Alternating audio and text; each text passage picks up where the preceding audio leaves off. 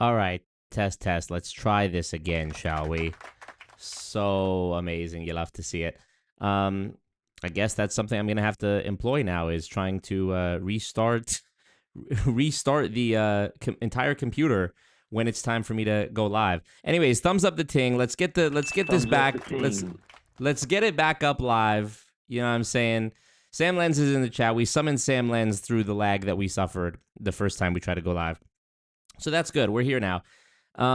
Hope you guys are doing well. I'm hanging in there.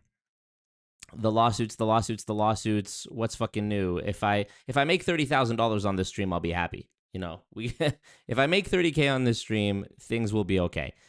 Hope you guys are well. So let me just get straight to it, okay? The Matt Cox podcast is coming out this weekend. You love to see that.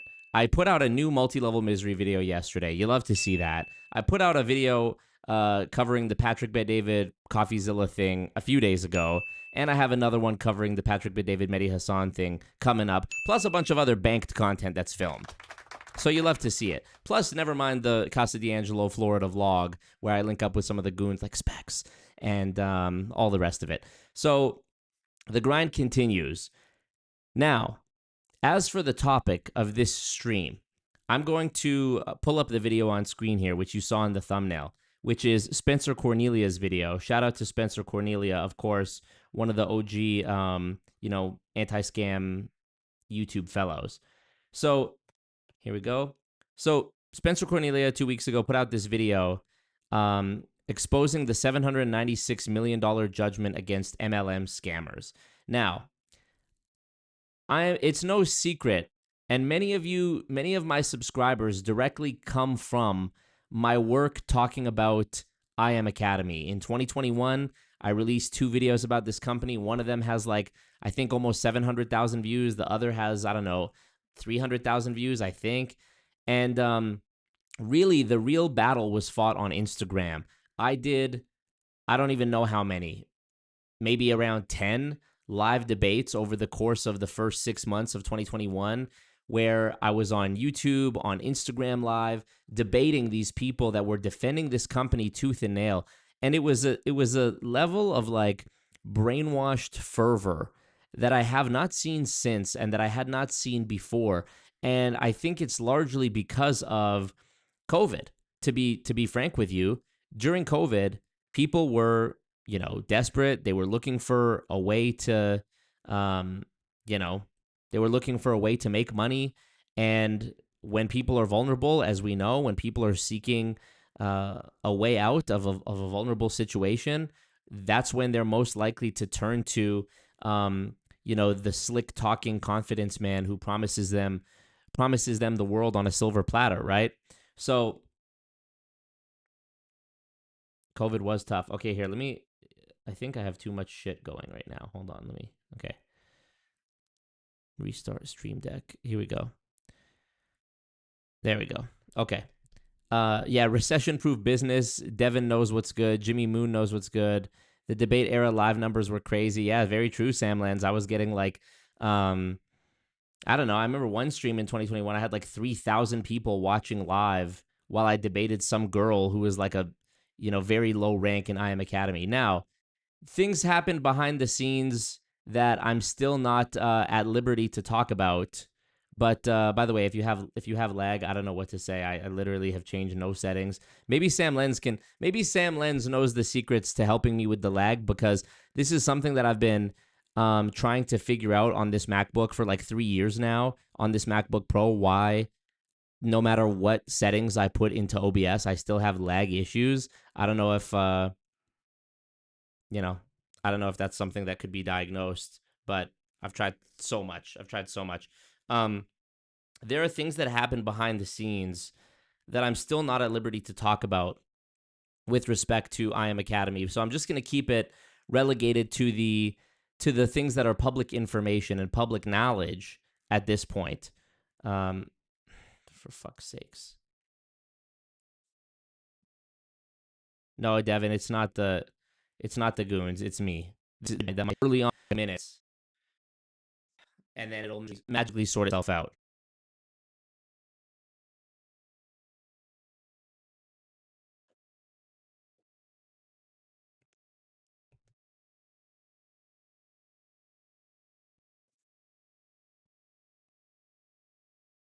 Come on, guys. I'm sorry.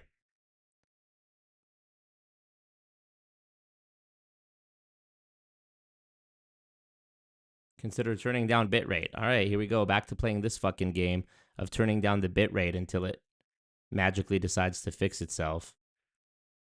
Did it work? You know, now it looks smooth. Turning down the bitrate from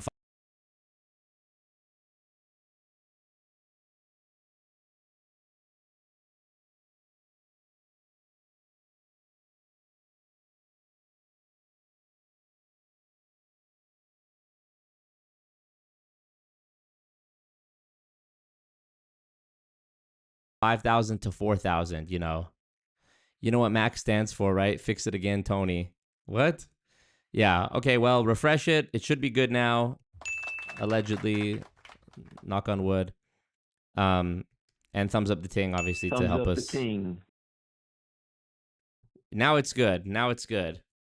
Now it's good, I promise. Okay. Sorry about this. So, I tried to warn people first of all, before I continue on with the lore drop, with the lore update, let me know if we're good now. Are we good now? Can y'all hear me? Can y'all see me? Benjamin says froze again, homie, but I'm calling cap. I'm calling lies. I just refreshed it on YouTube. It looks great. It looks absolutely stunning. More like butt rate. Yep, so true. Can y'all YouTube? It looks great. Wow, it looks great. Yay. Okay. And is Sam Lens still here? That's the real question. So, basically, I was exposing this company, I Am Academy. I had a video called Infiltrating a Pyramid Scheme, I Am Academy, and Exposing the Cult, I Am Academy. Now, this led to the biggest surge in viewership and followers and motion that I had ever had. This is 5 years ago now, which I can't even believe I'm saying that. It also led to, a lot of stress, and it was stress that actually led me to not just taking a break, but I had sworn off making content about MLMs because I thought it's just simply not worth it to go through some of the things that I'm going through behind the scenes. Like, one thing I can tell you is that during the time, I think it was May or June of 2021, so exactly 5 years ago, one of the things that I was dealing with was getting my Instagram presumably hacked and taken down. And I know that there are these sketchy services where they run bot farms in Cambodia or something like that, where they will basically mass spam your Instagram with reports of, violations of the TOS of Instagram to get your account taken down. And then you have to go through this appeals process, sending in photos of yourself, to verify your identity. And there was a bunch of crazy stuff that I had to go through so many times, where it was you find this obscure link, or you email help at Instagram or something like that, support at Instagram, and then you get an email back in French or German, and then you have to Google translate that, and then send in a picture of yourself. It was just insane. Send in a picture of yourself with a handwritten code on a piece of paper held up in front of you. And this happened to me more than 15 times during just the span of a couple of months in the summer of 2021. They were trying everything they could to silence me. And of course, they were only temporarily successful. I came back every time. But, one mistake I made, which I talk about in this, I did this free workshop, which you can go watch on my website, missiontomonetization.com. And I talk about how it was such a mistake for me to have renounced the game at that point. The pressure was insane, and I just felt I think I was 23 at the time. Yeah, I was 20. Yeah, 23, 24. How does that make sense? I'm 30 now, and this was 2021. So I guess I was 24 or 25. And I just thought, this is no way to live my life. But then I felt stuck between a rock and a hard place. I felt the YouTube and the content that I make is the only thing I have that's like actually filling me with a sense of purpose and having some positive effect on the world. Where if I die tomorrow, I can say, I had this, this good thing that I did, this good deed that I had done that people could remember me by.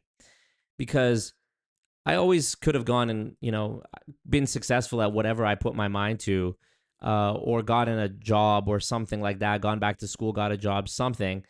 Um, and, you know, it just it just wouldn't have been, how do I say this?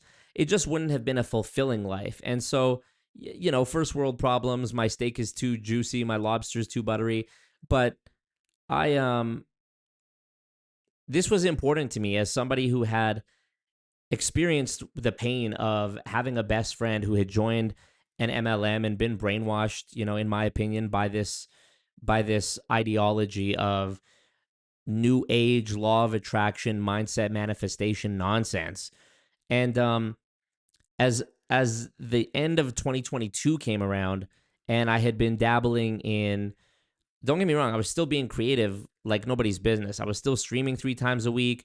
I was still I was doing stand-up comedy multiple times a week here in Edmonton. I was making tons of music and shooting music videos and trying to hone my skills in that department.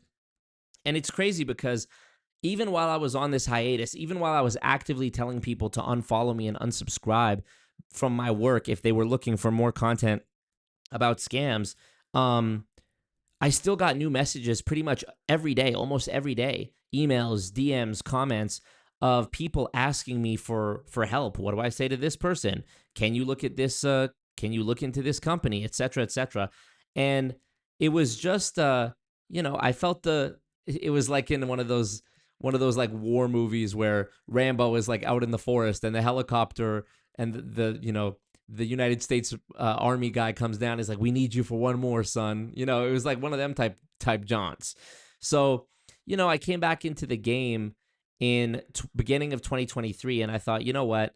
I'm going to dedicate my life for 1 year. I've never actually given myself a full year of just pure focus on one thing. So I'm going to do that. And I think at the time I had around 50,000 subscribers in 2020, going into 2023.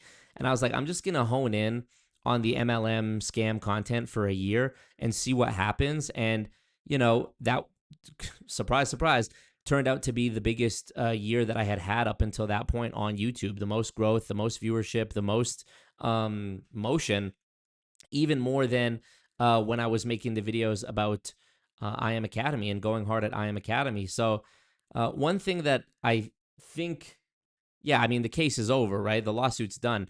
One thing that I think I can say, which is kind of an exclusive, nobody knows this yet, is the Federal Trade Commission actually reached out to me in late 2022 and again in early 2023, if I recall correctly.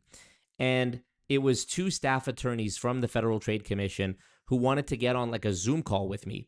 And I thought this was peculiar because it was now almost a full year later from when I had, actually, it might have been more than a year later. It might have been like a year and a half after I had conducted this like massive campaign of asking my followers to report I Am Academy to the Federal Trade Commission.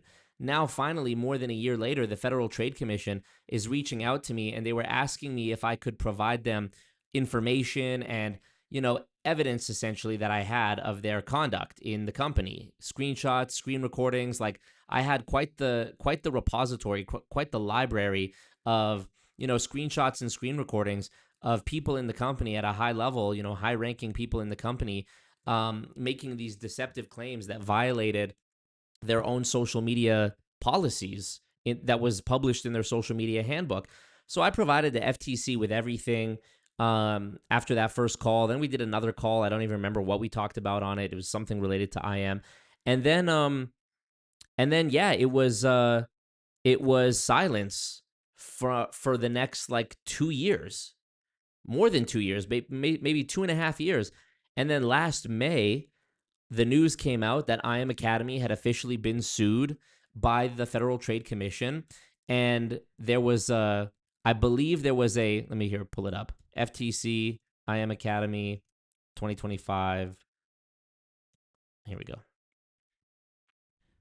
Here. All right. So this is from May 2026. Let's go back to 2025. So here we go. May 1st, 2025, a complaint for permanent injunction, monetary judgment, and other relief, basically seeking to freeze and stop in their tracks the IM Academy and its affiliates. So here's what they said. Since at least 2018, defendants have operated a large deceptive investment training scheme targeting young adults, including Black and Latino consumers. Since 2019, the scheme has operated under the name IM Academy, IML, IM Academy. In November 2024, they changed their name to Iovia, but the services offered and marketing methods remain fundamentally the same. Defendants represent that IML instructors will teach consumers how to make significant income in the foreign exchange, blah, blah, blah. But in actuality, they use this multi-level marketing network and images and videos of luxurious lifestyles and profits to make it seem like they're making more than they are.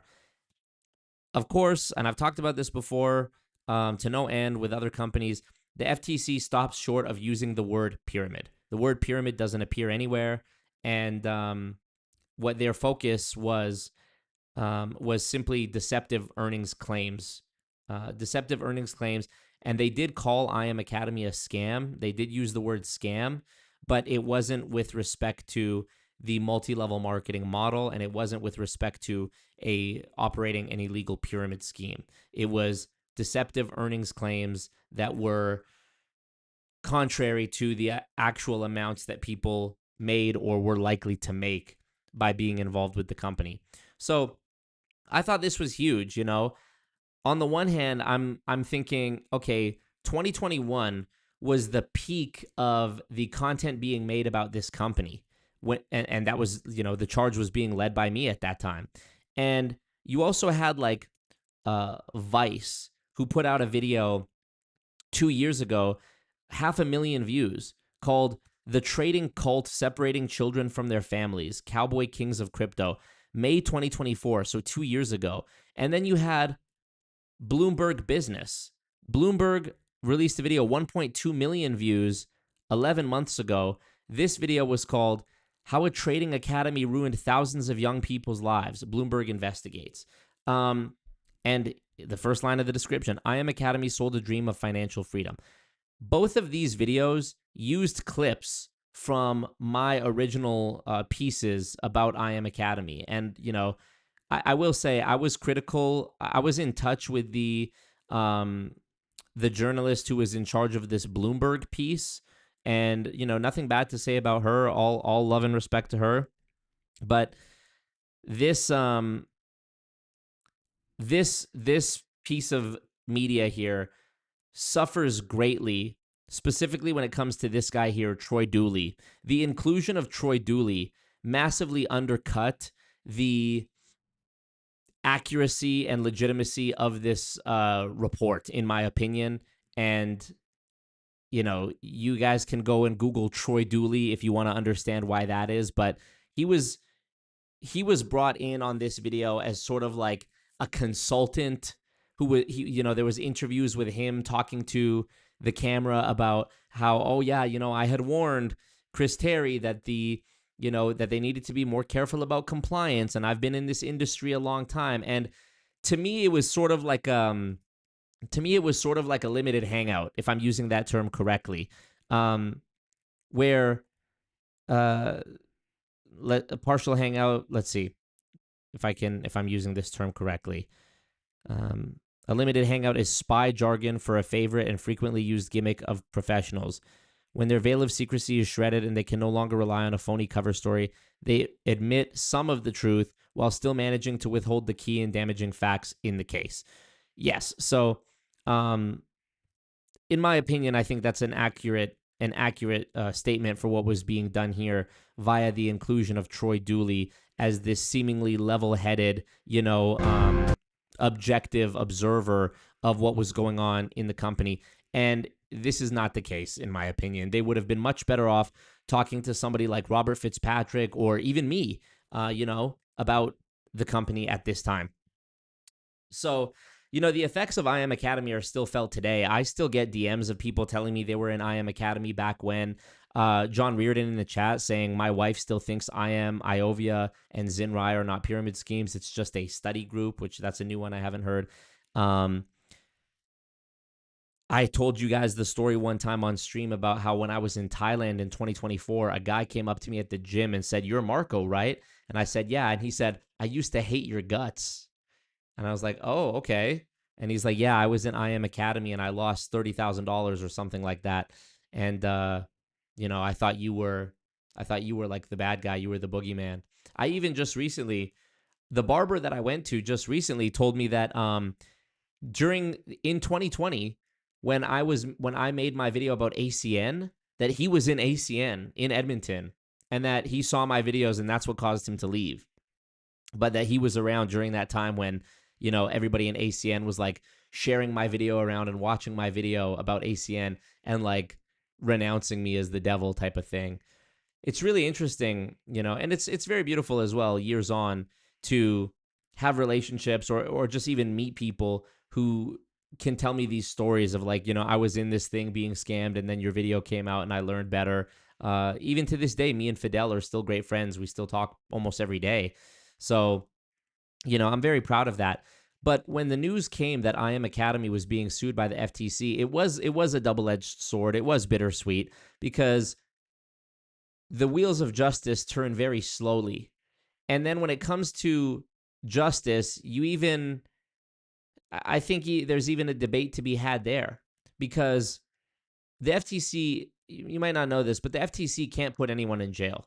The FTC can't bring a criminal case. They are a regulatory body that can only bring a civil case. Granted, they are powerful. They have a great streak of winning the cases that they do bring, but they can't put anyone in jail.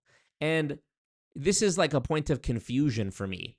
How come in a case like FTX, right, the crypto Ponzi scheme, how come in a case like FTX, people go to jail for lying about, the amount that you can make or lying about where the money really comes from or how it works? Or even more recently, Goliath Ventures, the one that Patrick Bet-David didn't endorse, but that they sponsored, with Goliath Ventures, which just turned out to be a Ponzi scheme, how come it's a criminal offense to lie to people in order to get them to part with their money and invest in your Ponzi scheme? How come that's a criminal offense, but it's not a criminal offense to lie about the potential earnings people can make from a multi-level marketing scheme? And, the FTC is not shy about it. They don't use the word pyramid, but they use the word scam and they use the word scheme. And they also they acknowledge that it's a multi-level marketing company. Why is that not illegal? Why is that not criminal? Why is it that the people who perpetrate these scams and schemes, as the FTC puts it, how come that they're only subject to civil infractions, fines, money, orders to not involve themselves in a certain capacity in a certain type of company in the future, et cetera, et cetera? We're going to look at it right now. This is Spencer Cornelia's video about it. And I just want to say, you saw in the thumbnail of this video, thumbs up the stream, by the way, if you're watching this, click like. We had some lag earlier and it caused a bunch of people to click off. But I was right about all these people. I was right, and it was unlike anything I'd ever experienced in my life at the time. The amount of people that were sending me such hateful messages, people literally wishing the worst upon me, people going so far as to use whatever methods they use to get my social media taken down, threats. It was just insane. Now, granted, I hear Alfred's voice from The Dark Knight in my head at this moment when he says, you spat in the face of Gotham's underbelly and you thought there wouldn't be you thought there wouldn't be reprisals or whatever he says. Yeah, I get it. I do get it. I'm not complaining about it. I'm just saying it was unlike anything I'd experienced at the time. And it was so sad for me because I was trying to shake people and wake people from the matrix of these lies and this cult that they were in. And when you're trying to help someone and they turn on you, it's a bizarre feeling. it's very difficult to try to put into words. And then when they come back later, it's like, damn, well, I wish we could have had an open dialogue at the time, or I wish you could have heard me out at the time before losing thousands of dollars. You know, and specifically some of these guys that I focused on, like Cash Cartier, who I debated in 2021 on an Instagram live, which I actually have the recording of the live. Shout out to Specs for getting that for me. You know, Cash Cartier, real name Caleb Mickens, dude thinks he's a rapper. You know, this is what happened to him. Fort Worth man, sentenced to prison. I'm not going to read this out loud. April 2026. Okay, he the brutal assault and drugging of Sheila, who was, my understanding, is his girlfriend, that led to her death. So I guess they're not using the word murder, but it led to her death. He called 911 to report that his girlfriend was attacked by his dog.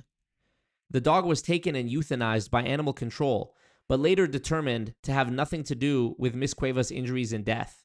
Well, the extent of her injuries were so great that obviously a dog couldn't have done it. So because of this piece of shit, Caleb Mickens, because of his actions, not only did a woman lose her life, but also his dog lost their life. So you're responsible, I'm not going to say murder, but you're responsible for the death of an innocent animal as well as your own girlfriend.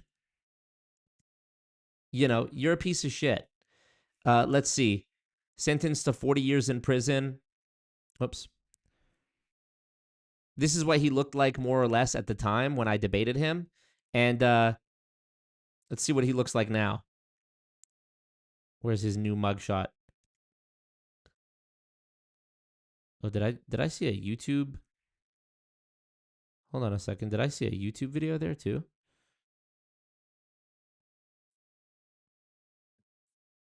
Oh, this is from Law and Crime. Oh, I didn't even see this shot before.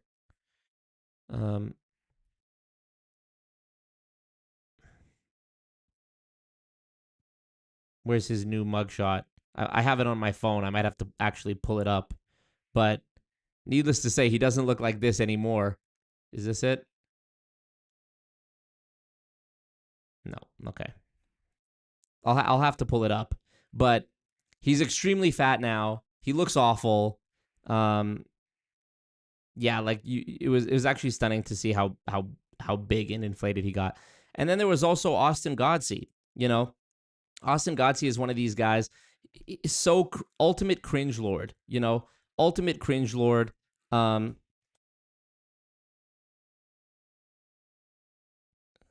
Multiple videos were made about him. Even CoffeeZilla in one of his videos did a segment on him in 2021 after my I Am Academy video had came out. Let's see. Austin Godsey. I'll have to. I'm not sure why I'm not finding it now. Austin Godsey, inmate. Let me find him. Yeah, this is him. Right up credit. Yeah. His pen pal page. FTC. This is from the 2025, I believe, lawsuit. And I don't know if they were actually able to get any money from Austin Godsey, even though they list him as being one of the people who made deceptive claims. Were they able to get money from him? I'm not sure because he's in jail. You know, is it this? I'll find it. But anywho, you know, these are guys like Austin Godsey is one of these guys who told me on Instagram, you know, now you're acting devilish, you know, because I was roasting his videos. You know, he had one YouTube video where he was flexing. He was soft flexing about how he left his mom's funeral early in order to go and get on the road to do some speaking tour related to I Am Academy, some promotional speaking event for I Am Academy, which is just so, I mean, how low can you go, you know? And yeah, I was reached out to by several women who claimed to have gotten pregnant by Austin, and then he got them pregnant and ghosted them, and they were raising his kids on their own, and he had ducked all of their requests, legal and otherwise, blocked them, ghosted them, was, you know, hopping from property to property and not paying the money that he was responsible for, and just living an insane insanely immoral life in many people's estimations. And fast forward, he also ended up going to jail as well. And these are like two of the main guys that I was trying to expose. And Austin Cash Cartier, I didn't end up putting him in any of the actual like video, like YouTube videos at the time, because there was just so many people that I could have talked about in the videos. Like there was Bryce Thompson and Brandon Thompson and that whole gang, Brandon Thompson, Sir Trilly, Shake. Yeah, we finished Shake the Bank. And he had the song, Oh, Christopher Terry. And he had like a whole mixtape that was like I Am Academy themed, foreign exchange themed songs, like rap songs. Just awful. Can't believe you've done this. And yeah, but Cash Cartier, I did end up debating on Instagram. There was also Noelle Trimble. If any of y'all remember Noelle Trimble, she was the girl who, she was very, very brash and audacious. And she told me, no matter what, I guarantee you, I'm still gonna be in this company 10 years from now. She wasn't even in the company 2 years after that. She was on to some next whatever shit that she was doing. And yeah, like, I was right about all these people. All these people had publicly available criminal records that you could go and see. All these people had track records of awful allegations and verified, criminality. And verified evidence of their involvement in previous MLMs. And I think the one who got away the cleanest, unfortunately, is the one who's responsible for the most harm, arguably. And that's Alex Morton. And the video here from Spencer opens up on Alex Morton, but let's just watch. If you don't do this, what are you going to go do? Yeah. Austin Gottschie's son was a chairman in I Am Academy. I remember that. That was such a joke. If you don't do this, what are you going to go do? Literally. Trash Cartier, yep. You have no cap on your income, you guys. Most companies are like pump and dumps and startups and garbage or lying to people about returns on their money. Alex Morton finally got caught. Toughest Leader says, I'm a panda. I'm black, white, and Asian. Yep. That was one of the things that Chris Terry said when he was trying to pander to all the, hello, fellow kids, when he was trying to be a cool, hip youth leader type vibe to all these black and brown kids with his Gucci outfits and hideous style. I told y'all even recently the maker of Taste, hilarious. That guy was such a clown. The maker of Taste, hilarious. You brought back an unwanted memory right there. But yeah, the bartender that was on this boat party that I was on for the Druze ethno-religious mating event thing a few weeks ago in Florida, the bartender on the boat told me that she used to be in I Am Academy, and that when Chris Terry said the whole, I'm a panda, I'm black, white, and Asian shit, she's like, I had to get out of there. Actually, finally is not the correct word, because he always runs into legal trouble with every MLM he joins. The most recent scam was iMarkets Live, where everyone was making life-changing money with big fat checks. This was an MLM that offered Forex trading education, and it promoted the idea that you too could become wealthy through their trading and recruiting other people to be just as wealthy as you. Alex Morton was the front man luring people into the scheme, and Chris Terry was the mastermind who built the system. I Am Academy no longer exists. Chris Terry has attempted to evade punishment numerous times, but it looks like the law has finally caught up to him. In May 2025, the FTC claimed I Am Mastery Academy deceived customers, taking more than $1.2 billion from consumers since 2018. Was number one, I wanted to make a lot of money. And number two, I wanted to impact a lot of people. How many of you love the idea of actually helping somebody say yes? He always talks about helping people, which is a little ironic considering 95% of the people he helps join his scheme end up worse off than before. Jason Brown and Matt Rosa were top salespeople. These guys were also in Vima. Brandon Boyd was also listed as a top salesman for the company. The complaint was explosive and full of facts pointing to this company being a massive pyramid scheme. This seemed inevitable to all of us who are making content about this company. Always Marco released a video in February 2021 titled Infiltrating a Pyramid Scheme I Am Academy, which was an awesome video. I joined an opportunity call hosted by this guy, Fidel Castro. Shout out Get Fidel. It? Castro. Like, look at me. Look how skinny I was, first of all. And also, The reason I look like that is because my hair, like my beard and my eyebrows and my hair, were growing back after I had shaved them off on a live stream. The communist leader of Cuba, but cash. Marco did a great job exposing just how ruthless these distributors are at recruiting, which is how the pyramid scheme can continue. I made a video covering the lawsuit last year titled Exposing the Biggest MLM Fraud on Social Media, as it was a pretty monumental day in the world of MLMs. A complaint alleging $1.2 billion in damages is nice for articles and headlines, but what happened next? A couple weeks ago, the FTC and State of Nevada filed a stipulated order for permanent injunction and money judgment against I Am Academy and the Terrys. This number is funny to read because it doesn't seem real. A judgment in the amount of nearly $796 million was entered. Considering how big this story was, I think it's a good time to provide an update now that the feds are coming after these scammers. And they're coming for everything. On August 7th, 2025, a settlement was entered with Jason Brown and Matt Rosa. They received a judgment for $36 million. How they arrived at that number, I'm not entirely sure. My guess is I Am Academy was forced to hand over their backend and show the attribution codes that showed how much each distributor was recruiting into the system, and that's the number they came up with and they found for Jason and Matt. They agreed to settle for only $2.5 million to be paid within 45 days of the order. I mean, that's disappointment number one. These two little use your imagination. These two getting away with only having to pay $2.5 million when the estimated amount is $36 million that they're actually responsible for in money collected or harm, I guess. You know? Why so little? They had to disclose all of their financial statements, all of their personal financial assets to the FTC, so I imagine this is a prorated amount based on how much the FTC expects they can pay, reasonably pay, and the most that they can get out of them.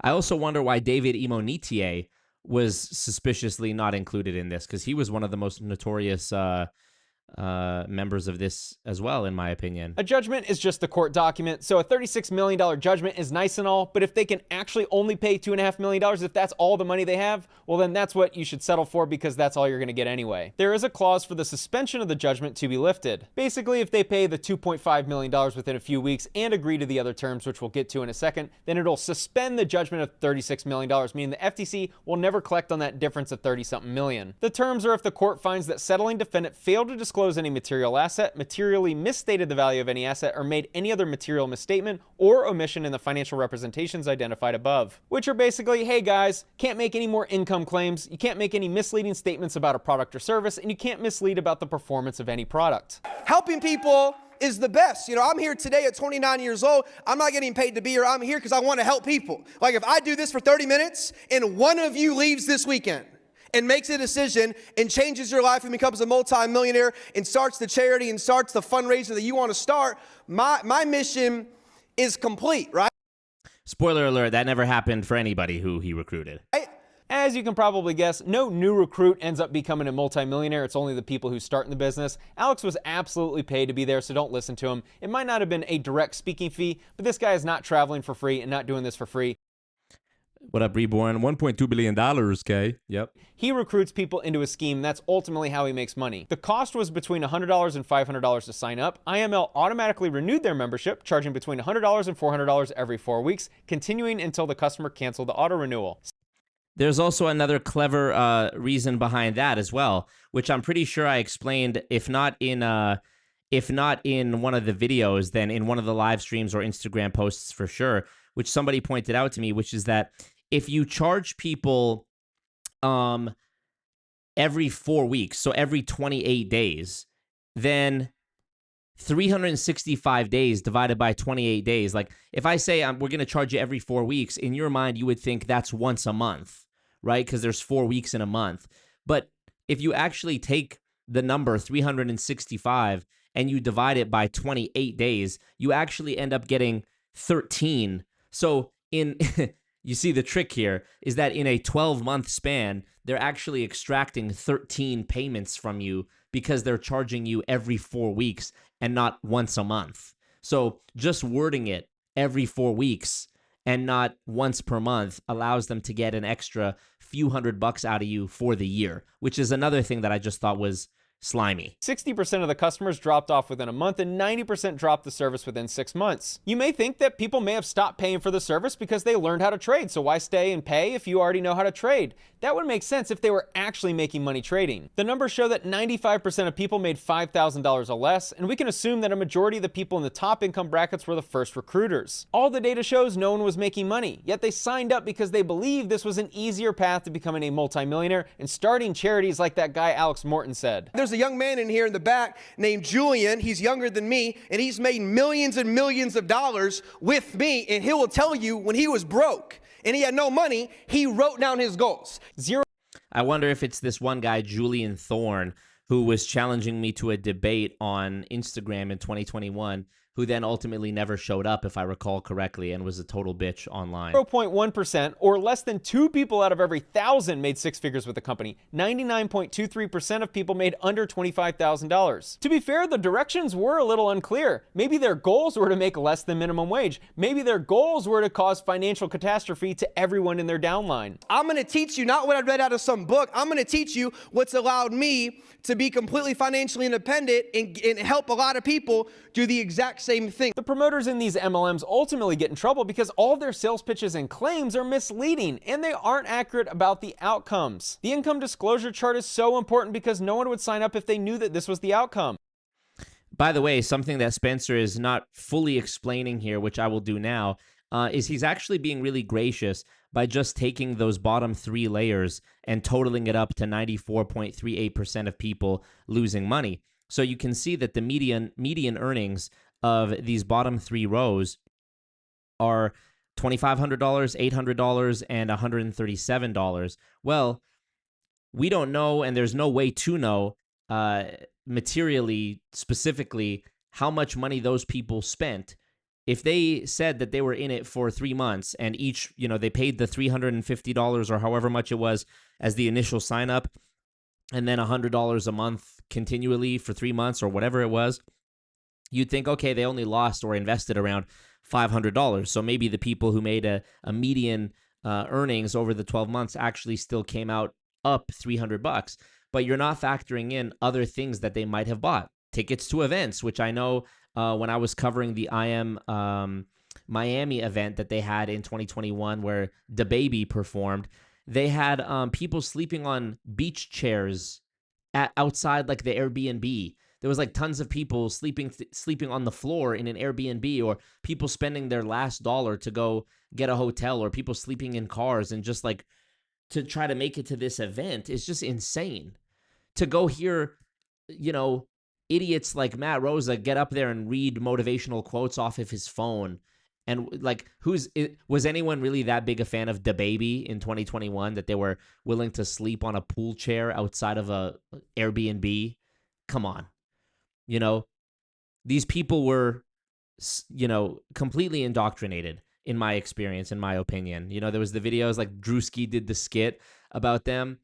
Like Chairman Tan, the bottle pop nonsense they were doing, people in an Airbnb shouting about how they're going to be financially free. And let me get a chairman scream on 3. Oh, I am a chairman. It's like everything except making money was being done. We're calling on the phones. We're doing push-ups. We're walking around chanting positive affirmations around the pool in the backyard of the Airbnb. Everything except making money. Everything except what a business actually is, which is money into an account. That's what a business is.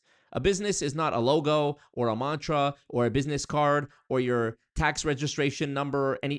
A business is money into an account. Everything else is everything else. Okay?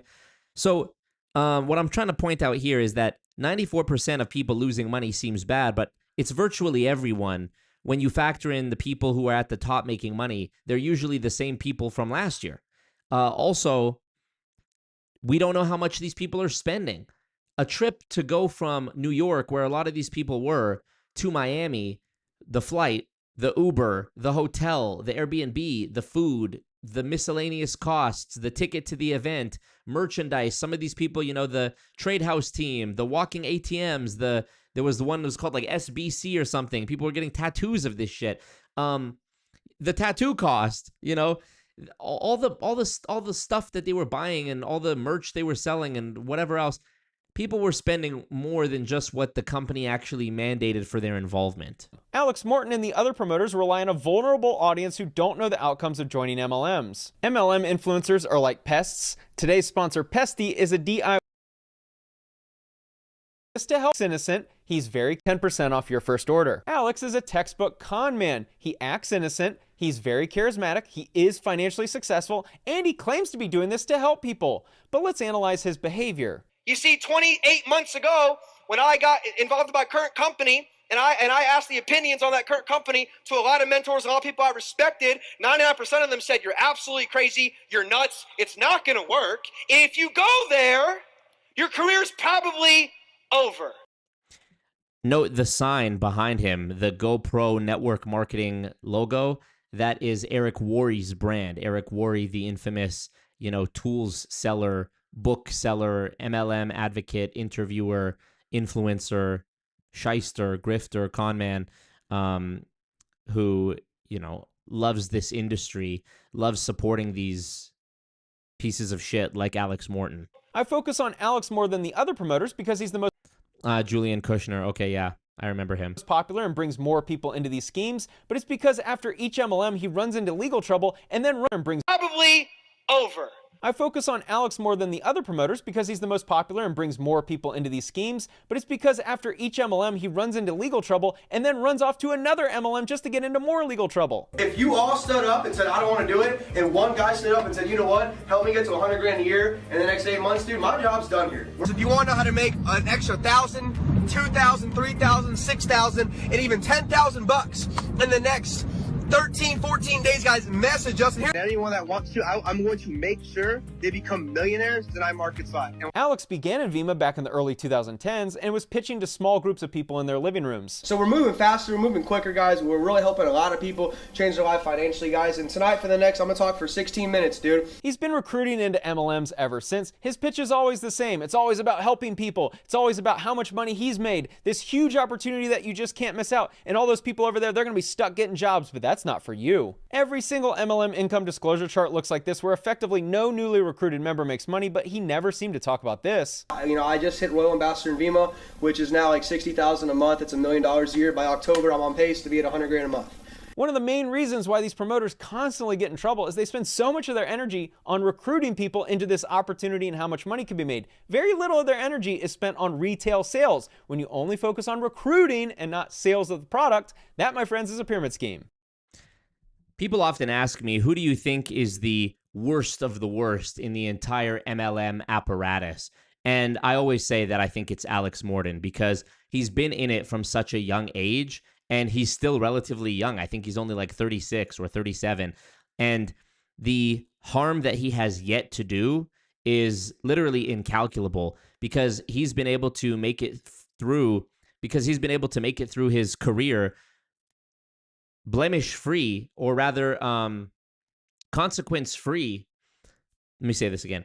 Because he's been able to make it through his career pretty consequence-free up until this I Am Academy debacle, which is the first time in his decade-plus long grift of shilling MLMs, Vemma, Younes, I Am Academy. Now he's on to some new one called Elite.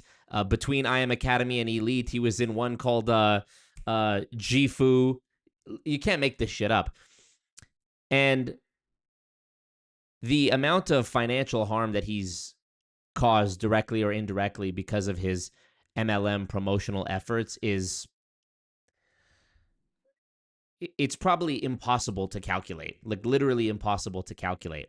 But I think he's the worst of the worst, because he was able to get away with it for so long before he had to face any consequences. And now guess what? He's not even banned from promoting MLMs. He's still out here doing it in a new company called Elite, which I have been keeping my eye on, just so you know. So future video probably coming about Alex Morton too. They did have a lot of sales of their product, so it wasn't a phony business. And the Phoenix Suns received a big check to validate them as a legitimate drink on their... Insane. Monsoon the Goon says, I'm an idiot. When I think tools, I think Snap-on and Harbor Freight. No, Eric Worre he sells like books and live trainings and speeches and events and things like that, Trader Daddy says, I remember this in New York. It was so bad. Yep. How's my MLM high school friend doing now? No idea. The spy pen was born. Yes. What up, Joe? Also, there was a comment I wanted to read. If you're still here, what up, Jackie Unfiltered ASMR? Glad you're here. What up, High Empress? I Am Academy Trauma. Yep. Let me sort by live chat instead of top chat. John DePina, he said, Marco, your Thailand live got me looking at apartments in Bangkok. Fuck, I got to escape the West. Yeah, this is something that I'm actually going to make a post about. You know, it's kind of appropriate to mention now because we're talking about these scams that you know have lasted and continue to just reiterate and will never end. You know, I realize I've gotten to a point where I've just come to accept something, which is that I've spent the better part of the last 7 years making videos and content about MLMs and scams, trying to help people avoid getting duped. And I'm at a point now where I just feel like that's not enough anymore because even the companies that are legitimate feel like they're scamming. What do you mean I have to pay a monthly subscription to use the printer that I already bought and paid for and presumably own, you know? So I think it's at a point where I just have to accept that if I really want to try to offset this crony capitalistic nonsense that we're living through right now, I need to help people actually make more money, not just help them prevent the loss of money. Because even if you don't lose money to an outright scam like a Ponzi scheme or some crypto thing or an MLM, well, the cost of living just because of the scamification and shitification and monopolization of everything else is still going to get you.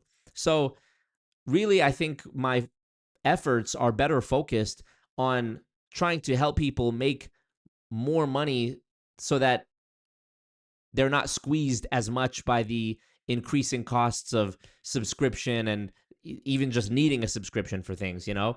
So that's part of the reason why I launched that free workshop, that mission to monetization thing, because, you know, I want to help people in a real tangible way, not just to avoid doing the wrong thing. It's now no longer enough to just avoid mistakes. You actually have to be proactively achieving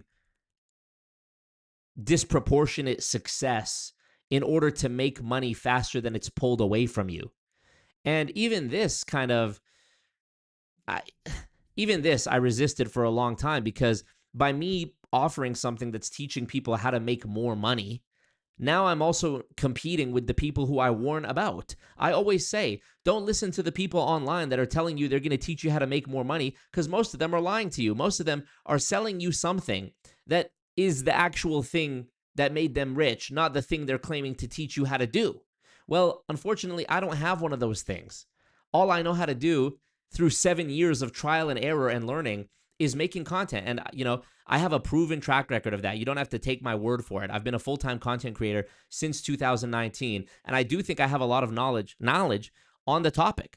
So, you know, I'm proud of the people that I've been able to help in that regard, but I also recognize the sort of on its face, it looks ironic because I'm the guy saying, you know, don't give your money to anybody on the internet because they're lying to you and they're trying to scam you.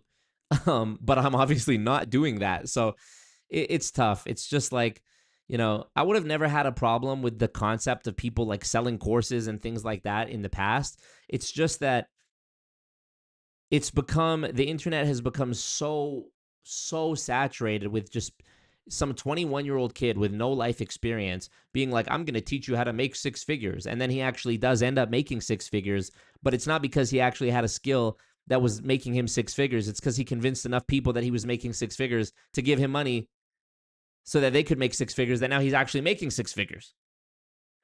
So, you know, I tell people straight up, I'm not a millionaire. You know, I'm not a rich private jet setter, Lamborghini driving type dude, but I have been able to be a full-time content creator since 2019, even when I only had a few thousand subscribers. And I think the skills and strategies I've learned when it comes to like content creation could be picked up by somebody else who has a passion or a skill or a business that they're willing to take a chance on and put themselves out there with. So, you know, that workshop that I did, missiontomonetization.com, it's free to watch. You can literally go watch it. It's an embedded YouTube video link. You don't even have to give me any information if you want to watch it. You could just go watch it. And there's tons of helpful information in there for free. And if people want to hire me, totally optional, of course. I'm not gatekeeping any information. If you want my help to consult you on your content creation journey, or if you have a business already that you think could benefit from making content around it and you don't know how to do that, or you want help with that, that's what you'd be paying me for. You're not paying me for the information. You're paying for implementation, you know? In the workshop, if you go watch it, you can see like real examples of people I've helped and exactly what I've done for them.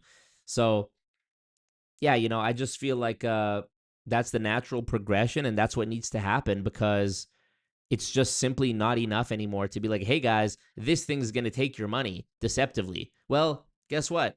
Everything's taking my money deceptively. The thing that I thought I paid for outright is taking my money deceptively. The Amazon Ring camera that I owned 5 years ago, 2 years later, 3 years later, they release an update which takes away features that make the camera pretty much useless unless I upgrade to the higher tier, which was double the price of the previous tier that I had been used to paying for. And why am I paying for it at all when I already own the hardware outright? So it's just now a paperweight, you know? So when everything's a scam, nothing is, type of thing. And that makes it really scary it's really scary to live in a world like that, because when you're actually trying to point out something that is fundamentally rooted in deception, like a multi-level marketing scheme, it's hard. It becomes almost like normalized in a marketplace where it seems like every business is using these types of sort of deceptive practices to charge you more and, you know, make it difficult to cancel and just nonsense.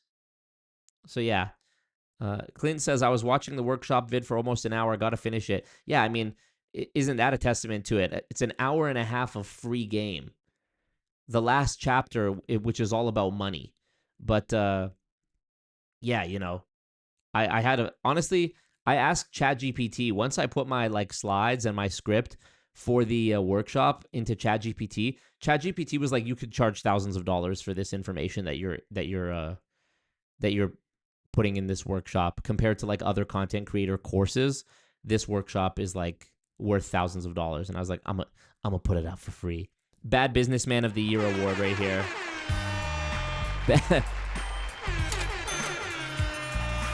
Bad businessman, worst businessman of all time.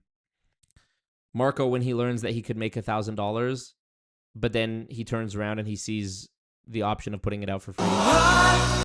You know? So yeah. John Reardon says, Alex Morton came to Tokyo for an IOVIA event in August 2024. The Japanese IM leaders and followers are all in Zinrai now. MLMs in Japan are super cultish and very effective at brainwashing. Hate to see it. You hate to see that. Devin says, I feel like I know the answer, but are there people who follow Alex around when he jumps companies? I think so. I'm pretty sure. I mean, is it a coincidence that Jason Brown and Matt Rosa also followed Alex from Vima to IM? Monsoon says, I've been library maxing, free internet, cheap printing, good local resources, revoking shitification. Yep. And this is why, you know, people always say vote with your wallet, which is almost like a boomer cope at this point, because how can I vote with my wallet? I can't vote with my wallet on groceries, especially in Canada. In Canada, we have 3 major grocery chains. It's, I think it's Sobeys, Loblaws, and what's the other one called? Metro, Sobeys, Canada, Grocery Monopoly. If I just search that, it'll tell me the big 3. Yes, I was correct. Sobeys, Loblaws, Metro. Let me just show you a picture here real quick, because this is very relevant to what I'm talking about here. Here's the monopoly, the grocery monopoly in Canada. So Loblaws owns No Frills, Superstore, Shoppers Drug Mart, all these ones, Value Mart, etc. Sobeys owns Safeway, IGA, Freshco, like these are all the main ones. And then Metro, I've never even, this must be like some Montreal, Quebecois type shit because I never even seen any of these. So, you know, in the province, Edmonton, where I live, the only grocery stores you really see are Loblaws, Sobeys, like these top ones right here. No Frills, Safeway, Superstore, Shoppers, Freshco. That's really it. So how can I vote with my wallet when there's only so many options and they're all in on it together? You know, if you search Canada Telecom oligopoly, you'll find the same thing. Dominated by an entrenched oligopoly known as the Big Three, Bell, Rogers, and TELUS, who control 90% of the wireless and broadband market. Okay, we pay the most of any country for our internet and phone plans in Canada. So I can't vote with my wallet there. What am I going to do? Not have a phone? Not have Wi-Fi in 2026? You know? So you can't vote with your wallet there. How about leaving the country? Well, even leaving the country has a barrier because we have also Canada airline monopoly. Oh, good to know. The Canadian airline monopoly, dominated by Air Canada and WestJet, which control 65 to 75% of all domestic passenger traffic. Oh, that's good. How about if I just move my money somewhere? Oh, the Canada banking monopoly? Oh, Canada's banking sector is a highly consolidated oligopoly with the Big Five controlling 90% of the market's assets.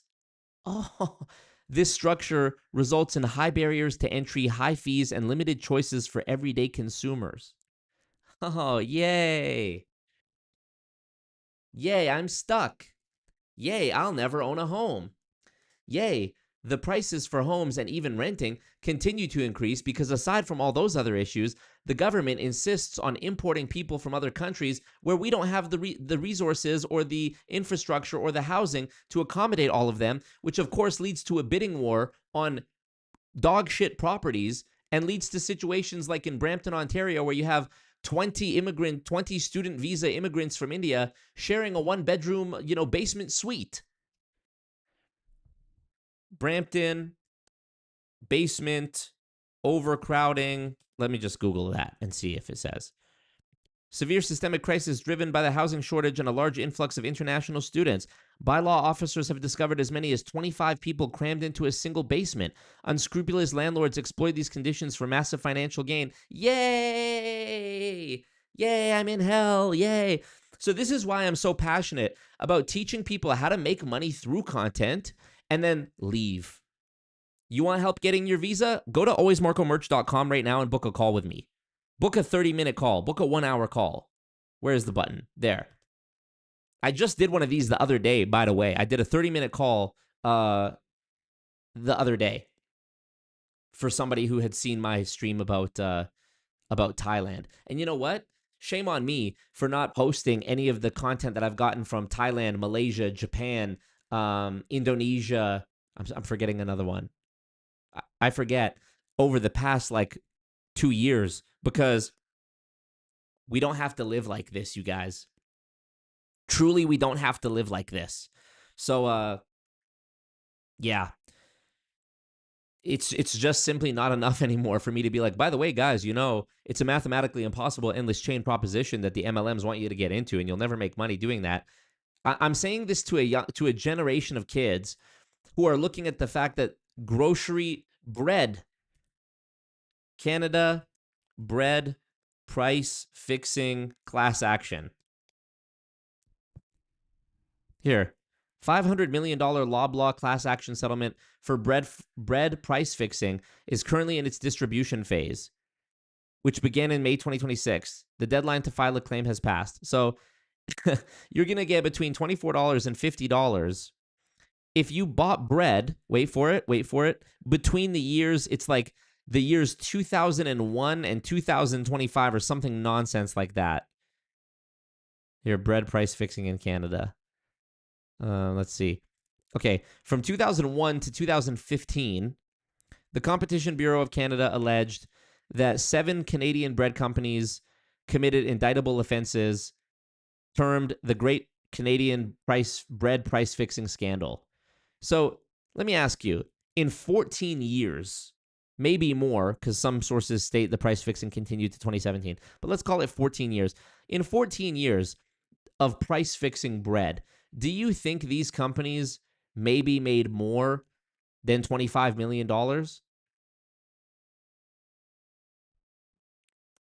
I'm going to go ahead and guess, yeah, they did make more than $25 million.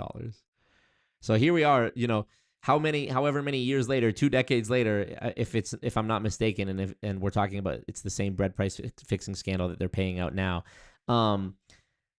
What is that? It's equivalent to a slap on the wrist, even with what we're going to see here with this Alex Morton thing. Alex Morton ends up getting the equivalent of a slap on the wrist, in my opinion. They say that he owed, well, I'm not going to spoil it, but they make him pay a fraction of what they said he got paid. It wasn't a phony business, and the Phoenix Suns received a big check to validate them as a legitimate drink on their stadium and billboards. But the business model was reliant on recruiting more people because those new people were forced to buy the product. It wasn't retail sales. That's why the business no longer exists. But this next clip gives you an idea of just how deep Alex was within the Matrix. Verve. Yeah, right here in Phoenix, man. Oh, there yeah. for a minute, it was massive, spectacular implosion, I think, right? Like, I don't know. Yeah, at the end, well, I don't. Yeah, what happened to that? It was falsely called a pyramid scheme, and at the end of the entire process, it was actually deemed not a pyramid scheme. Alex is very clueless about anything that would alter his opinion that MLMs are God's gift to the business community. We'll react to some more clips in a minute because that interview is absolutely hilarious. But it's important to point out that a company doesn't settle with the FTC for $238 million in a story with a subheadline of "Company agrees to a ban on pyramid scheme practices to settle charges." What do you expect from a guy whose entire career, if you want to call it that, is based on lying? You just keep lying, keep doubling down, keep denying, keep lying. And hey, maybe you'll be as wealthy as Alex Morton one day if you can stand to look at yourself in the mirror, if your soul can bear the cost of, can bear the weight of scamming literally countless people for your entire life, basically. Appreciate you, Clint Walker. Sorry to hear about the unemployment slump. I mean, yeah, this is why, never mind that I didn't even talk about the job market, F1 Champ says, really where I live, 2 choices of grocery stores, Walmart or Super One Foods, and no GameStop, but Walmart is the only one that sells games yet. Devin says, I can't afford to move unless it's a basement studio and I'm a teacher. Yep. The Elon Musk defenders are killing me. He's only a trillionaire on paper. Yeah, no kidding. Really cool of you to share everything in the most ethical ways you know how to. Thank you, Devin. Marco, hypothetically, if I had $500K invested into the S&P 500 and used the 4% rule, how long could I live in Thailand, bro? Brother, if you had $500K at all, you're good. You can literally buy yourself the biggest, baddest Thai elite visa. I think the maximum length you can get is a 20-year visa, but invest it in and use the 4% rule, bro. I don't know the math off the top of my head, but trust me, you'd be fine. $500,000, brother. Let me just look at my currency app for a second. 500,000. I'm assuming you're talking US. 500,000 US dollars on its own is 16 million baht. Okay. When I was last living in Thailand, my rent for like a nice apartment was 15,000 a month, 15,000 baht divided by 15,000. So you could get 1,088 months of rent or 90 years of rent at 15,000 baht with $500,000. So I think you'll be all right. And mind you, you could get a place for 500 US dollars a month. Easily in Thailand, a nice place in Bangkok, or even cheaper if you wanted to go to like Chiang Mai or Phuket or something like that. So, but yeah, but John DePina, the real question is, if you have 500K, why haven't you donated at least 100K to the emperor to deal with his lawsuits? That's the real question, John DePina. But yeah, appreciate you, Marin Thompson.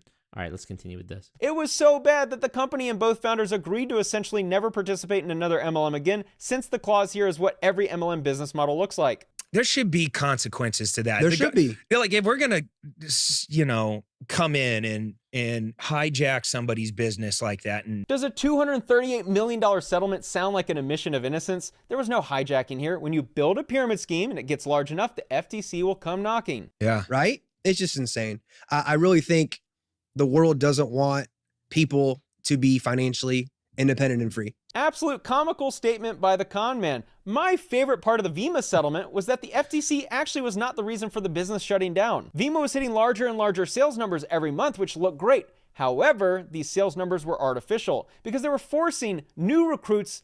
In order to join the opportunity, they had to buy product, so the sales weren't coming from retail. That court-endorsed plan effectively ended the recruitment frenzy and inventory loading by distributors who had to purchase costly affiliate packs and supplements each month to fully qualify for bonuses and commissions. The court essentially proved that Vima sales were only from recruiting and not from retail sales. How rich is it that the scammer, the biggest promoter of Vima, is sitting here in this interview in hindsight being like, yeah, the Matrix, the man, they really just don't want people to be successful and free. Sorry, but you were the one. It's documented, it's verified that you were the one who was preventing them from being successful and free because you were scamming them. But then when the feds shut down your scam, you say, oh, well, the feds don't want me to be successful and free? Double speak at its finest. The company did go bankrupt pretty quickly because once the pyramid structure and the recruiting were taken away, there were no more sales. how can you be a done. pyramid scheme on a drink? Like, how would that Yeah, even like? because the thing is, like, pyramid schemes are illegal business models where Yeah. money transfers from pocket to pocket to pocket with no exchange of any Good or service. value. People Like every They're still peddling the same lie, and it is just simply a lie. And, you could say someone's misinformed or they misspoke. I say a lie because obviously there has to be intention for it to be a lie. Alex Morton, who's had his names in more FTC court filings probably than anybody else I can think of off the top of my head, knows full and well what a pyramid scheme is and what he is being accused of and how it works. This lie that a pyramid scheme doesn't have a product, I don't even know where it came from because it's just simply not true.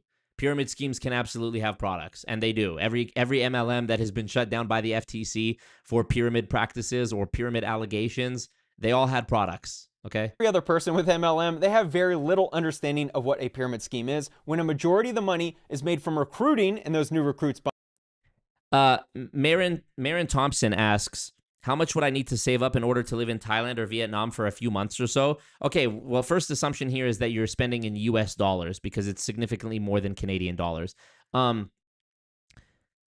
I was paying, me and my friend, when I spent a month in Vietnam of last year, in February of last year, we spent 13 million Vietnamese dong, VND, 13 million, let's see, 13 million Vietnamese dong for a month-long stay in a 2-bedroom. It was called, I'll show you the exact building actually that we stayed in.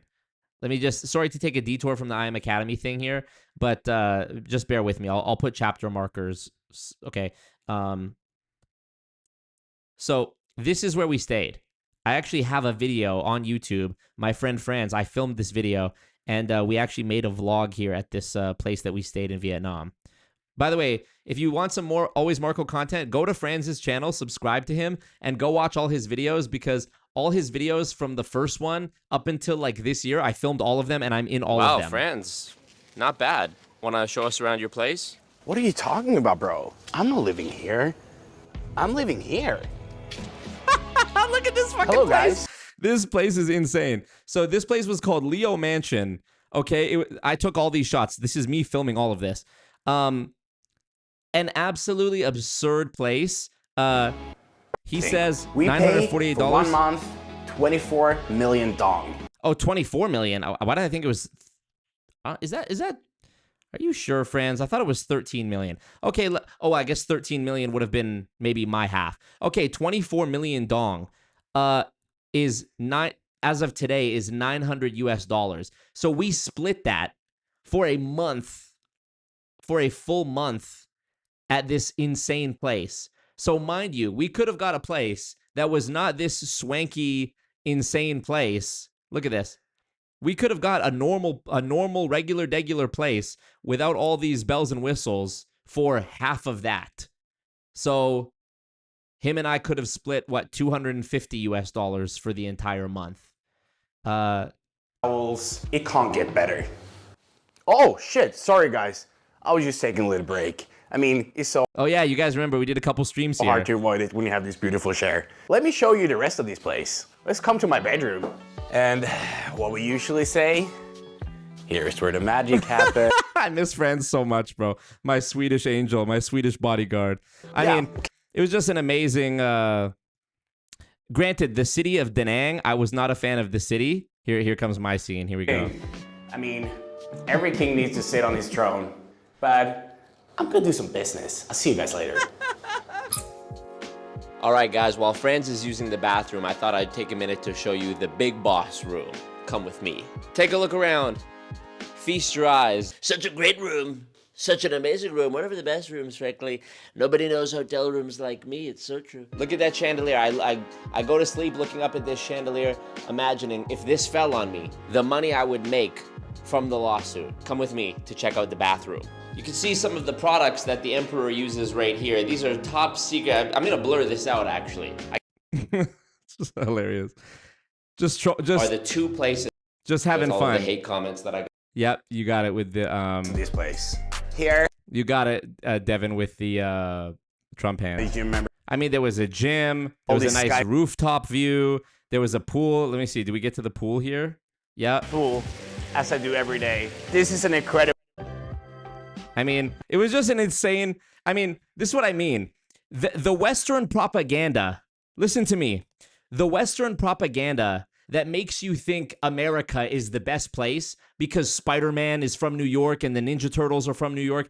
It's exactly what I said. It's propaganda because you will get better conveniences, better quality of life, better technology. I was so misled. When I first went to Thailand, I thought, I wonder if I'm going to have a toilet. I literally pictured when I was going to Thailand, I pictured, maybe I'm going to need a machete to slice the weeds in front of me and make my way through the brush in order to get to the one place that has running water.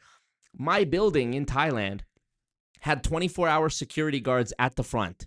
There was a office with staff inside of it sorting mail and doing other admin stuff. There was a face scanner to get into the room with the elevators. Once in the elevator, there was another face scanner to take you to your floor, and it's biometrically locked for security so that you can only access your floor and like the amenities floor. Once you get to your floor, you put your finger on the handle, and there's a thumbprint reader that allows you into your unit so that nobody else can just come in there. Inside the unit, you have AC, you have a bidet in every bathroom, you have good water pressure with running water and heat. And, if you want to take public transit, you're not going to get pissed on or stabbed because there's police presence there and it's safe and it's quiet and it's runs effectively and efficiently. If you want to go to a place that you can't reach by public transit, you can order a bike where a guy comes on a bike and you get on the back of the bike and you whiz through traffic and you get there. Thailand and Vietnam, that's true, what I just said. You can order food for cheaply. Where here, if I want to order food, it's like, damn. To order food, to have it delivered, you're paying the delivery fee, the tax and whatever, the service fee, the tip. It's ridiculous to order food. Over there, it's like cheap. It's actually a convenience to order food. What else? Oh, yeah, if you're craving something from back home, guess what, bro? They have Tim Hortons, they have McDonald's, they have Burger King, they have Shake Shack, they have Cheesecake Factory, they have the all the American brand, like clothing brands that you know and like to shop at. They have H&M, they have Zara, they have Louis Vuitton, they have all the, at the big malls, they have all the normal stuff. And that's the beauty of it. It is what you make of it. You can go to the street vendor selling some fake clothes, fake brand names, and it's great quality, and you can get the knockoff copy version of it, or you can go to the real thing. And guess what? I bet you if I took the Louis Vuitton bag that was real and the Louis Vuitton bag that was fake and I shuffled them around a few times and I said, find the real one, you wouldn't know. It's all coming from the same freaking factory in China anyways. So, but y'all not ready for this conversation. People are so indoctrinated. They think because they've been told repeatedly, this is the land of opportunity and freedom and, you know, and I was guilty of it too. I'm not going to sit up here and like, you know, look down on anyone for thinking that because I thought it too only a couple of years ago. It was not true. They want you to think that so that you keep your money here and you stay on the hamster wheel here. God forbid you have a moment of reprieve. God forbid you have a moment to sit with your thoughts, looking out into the water and feeling some relaxation and pondering life's greater questions. God forbid, you know? Yeah, do they have Future Looks Bright Italian leather shoes? Yeah, no, that's the real question. So yeah. Shout out to Franz. Here's where the magic happens. Marco, I miss my Swedish angel. Is this really only $950? Yes, and this was an expensive place. We do not have to live like this. Artwork, Pondy, headboard, and a chandelier. Talk to me nice. That's probably $10K in San Francisco. Oh my God. Oh yeah, I was talking about the face scanner. By the way, in the apartment building, there was a beautiful pool. There was a gym. And this is a brand new apartment. Like my unit, I was the first person to ever live in the unit, fully furnished. I literally peeled the plastic off the fridge, peeled the plastic off the TV. It was brand new. 2-bedroom apartment, the first one I lived in. This one I was spending way too much on. And it was like kind of by mistake that I got that unit, because when I went to do the viewing, I saw that it was a 2-bedroom. And I was like, oh, okay, I don't need 2 bedrooms. Obviously, I'm one guy. But I'll use the second bedroom as like an office where I'll do all my streaming and editing and stuff. And my landlord was like, okay, cool. So I signed the agreement. And it wasn't until after I was already locked into the contract and had paid the deposit that I realized the bedroom in the second room was actually like a permanent fixture to the wall. Like you couldn't actually remove the bed. So unfortunately, I ended up just kind of having an extra storage room that I didn't really need for the year of that lease, 2024. And even then, my rent was like 800 Canadian dollars a month. And I was on like the 18th floor of the building, the highest or second highest floor of the building, with an incredible view. There's like a rooftop garden that you could go and chill on, pool, gym, all the other amenities I said. And how much is that in US dollars? I think it's like, we're talking like $500. Right now, 800 Canadian is the equivalent of $567.67. And then when I went there the second time, I got a different unit in the same building, which was a just simple 1-bedroom on a lower floor. I think this time I was on the 15th floor. So the lower floor you go, the cheaper it is. And I paid 15,000 baht a month, which is $459 US dollars a month. Tell me where you're getting that. Tell me where you're getting. And by the way, guess what? You can go to Thailand with no visa. Somebody asked earlier how much to go there just for a few months. You can, it's literally to actually get access to the country, nothing. Just the flight. Literally just the flight. Once you land in Thailand and you show them your passport, they give you a free 30 or 60 days, depending on the season, to stay in the country. And then you have the option to renew it for another 30 days. You pay it's like $100 Canadian or something around that, $100 to renew it for another 30 days. And then after that, you can do a border run where you leave by land or by air, and then you can come back. So you have to leave for at least one day and then come back.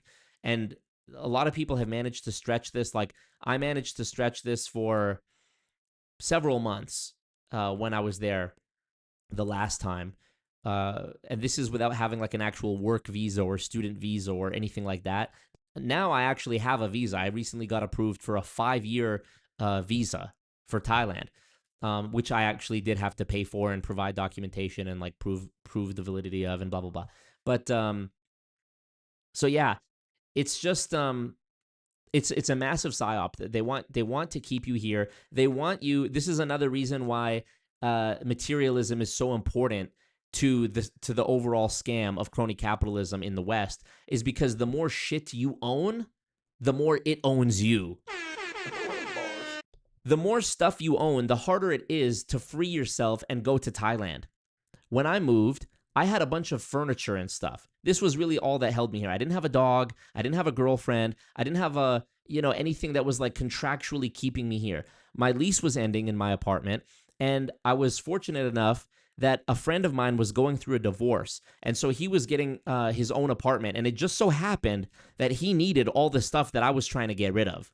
The table, the kitchen table, the bed, the blender, the cutlery, all that stuff. I was like, listen, instead of me becoming a salesman on Facebook Marketplace for the next 2 months, and instead of you trying to hunt shit down on Facebook Marketplace or buy brand new furniture for the next 2 months, how about you just take all my stuff? We'll work something out. It's going to be cheaper for you, more convenient for me. Let's just pack up the car over the weekend, move all the stuff to your place, and you and I will figure it out. And that's what I did.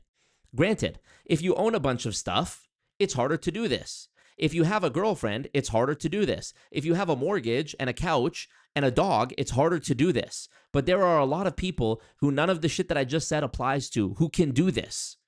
The biggest hurdle is having a remote income.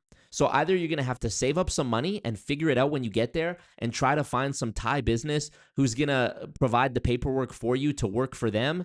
But then again, it's going to be hard because now you're going to be earning in Thai currency and the buying power is going to be relative to here. So you're still going to be struggling. You need to be making money in a currency that arbitrages when you go there. You need to be making Canadian dollars, or better yet, US dollars, or better yet, British pounds.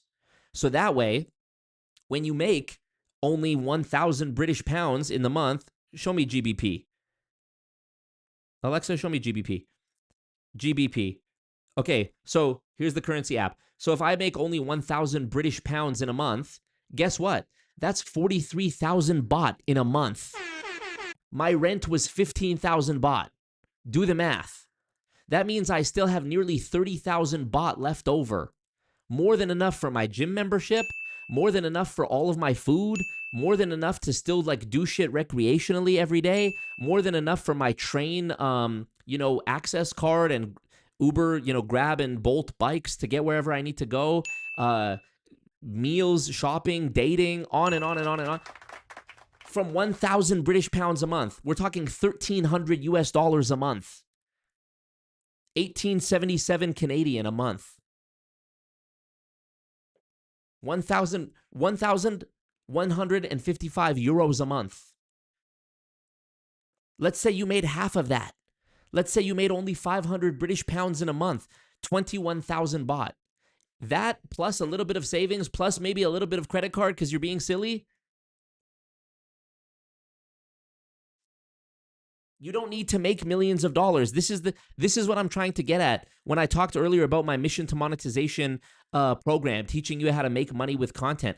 I'm not teaching you how to make millions of dollars. If I knew how to do that, I would have done it myself, and I wouldn't need anybody else's money. I haven't made millions of dollars, and I do need other people's money because of the lawsuits. So, but this is my point. You don't need to make a ton of money. You just need to make a few $1,000s. And that is something that I've become very skilled at doing over the last 7 years, is making a few $1,000s.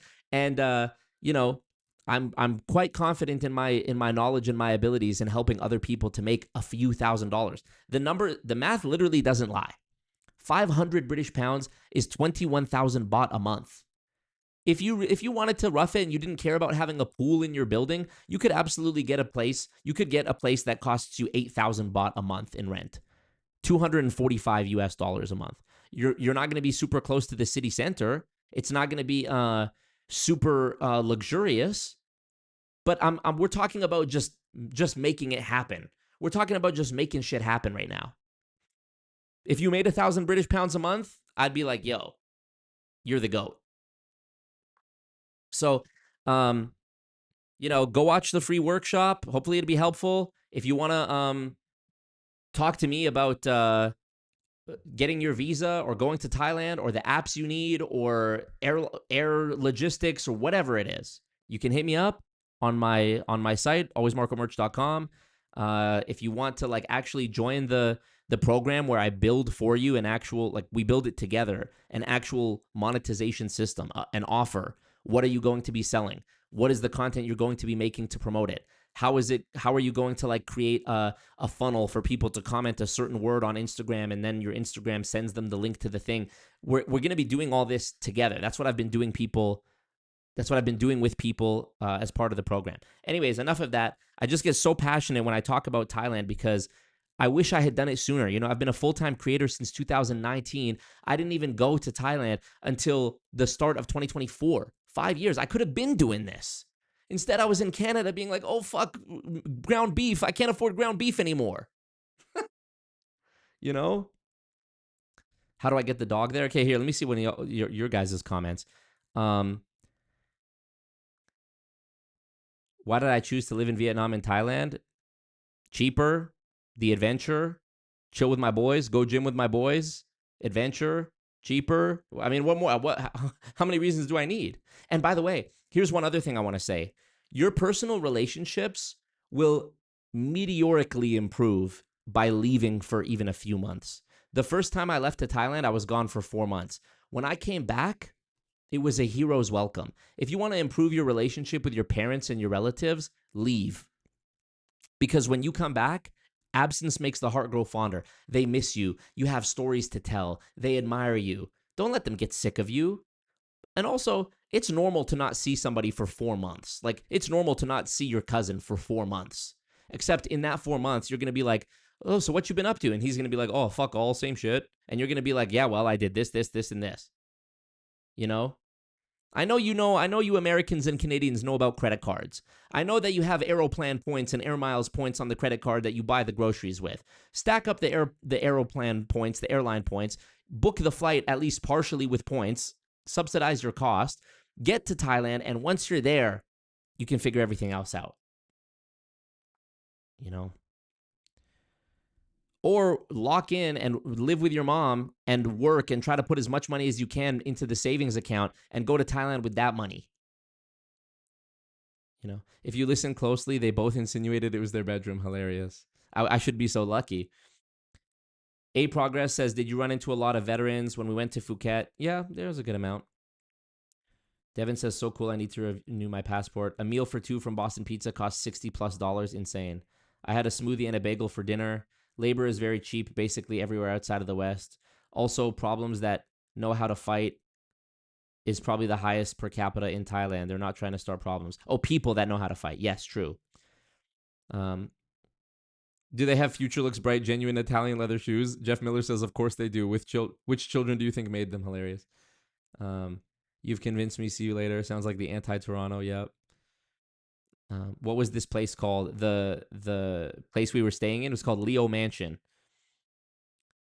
Breaks my heart. Unheard of in the West. I need that in my life. Also, options are running out on places to escape to because other countries are being Americanized. Yep, true. Even in the last 2 years, I've noticed a lot of people, even Thailand has been changing because a lot of people went there after the war broke out in the Middle East. So there was a lot of Israelis, unfortunately, around the time I was leaving last year. And that wasn't fun. And there's a lot of, American transplants who are watching YouTube videos and finding out that they can, they can make the money stretch further there as well. So obviously you're contributing to at least a temporary gentrification. But this is the thing. Thailand has safeguards to make sure that they don't ever actually get truly gentrified because you're not allowed to own property as a foreigner there. You're not going to be able to get a passport as a foreigner there, at least not that easily. So, they still do a good job at keeping Thailand Thai. Ben says, my musical instruments are irreplaceable and I've got so much shit. I mean, you could ship it. It's going to be expensive, though. Monsoon says, I couldn't wait to fill up the house with furniture. A couple years ago, I had to get rid of tons of shit, and the house is comfortably furnished with a few sentimental pieces. Don't let shit own you. Yes. Ben, I play guitar, they'll be okay. I mean, if you're saving, think about it. If you're saving however many thousands of dollars a month, not being in America, presumably you could afford to buy a storage unit for $100 a month where you keep the guitars, right? Legend says the West continues to crumble. True. Is it hard to live there if you don't speak the language? No. This is another thing. Everyone speaks English. Tourism is their biggest industry in Thailand. Everyone speaks English, at least a little bit. If they don't speak English, God forbid you have to use Google Translate, literal magic technology where you can understand anything. And all the signs are in English. Literally, you can't fuck it up. Like, if you go to the train station and you're trying to navigate, like, this is a big point of anxiety for people, right? Is being in a foreign country at the train station and you don't know where to go. Do I go to this platform or that platform? It's in English. There's the Thai language, and beneath it is the English language. So think of the advantage you have just by being a native English speaker, like a born English speaker. There's a ton of Russians and Ukrainians in Thailand too. Imagine how hard it is for them. They don't speak English or Thai. They can't read either language, and they still figure it out. You already know English, so you really have no excuse. All the apps that you need are in English. All the services you need, it's in English. A couple times I had a situation where like the security guard didn't speak English and I needed to say something on Google Translate. Oh no. With my unlimited data plan that I paid $20 a month for. Oh no. You know?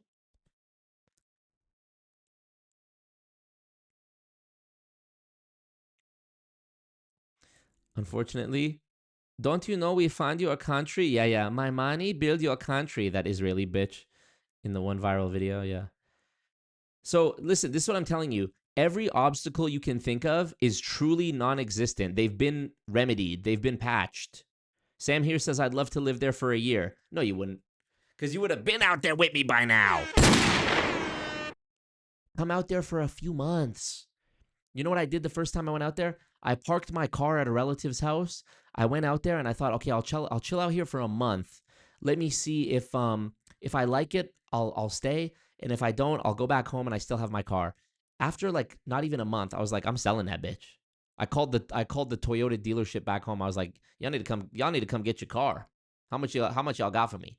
Actually, I didn't tell them to come get it. I had one of my boys take the car back to Toyota. They assessed it. They made me an offer. Blah blah blah blah blah. So yeah, you know, it's gotten to this point, and I didn't want it to get to this point where I wanted it to be. Back in 2019, I had a vision where I was going to help everybody learn the truth about multi-level marketing scams. Nobody was going to join them again. They were going to be outlawed, and everything was going to be great. And we were going to build the Canada that we've envisioned in our minds as children. Spoiler alert, that didn't happen. Trump became president twice in a row. We entered the golden age of fraud and crony capitalism. Your printer wants a subscription from you just to print paper on the printer that you already purchased and own, and you need an app for it, and it needs access to your data. You know, you better not hit your 15 pages of printing limit. Otherwise, you're going to have to upgrade to the next tier, et cetera, et cetera. You know.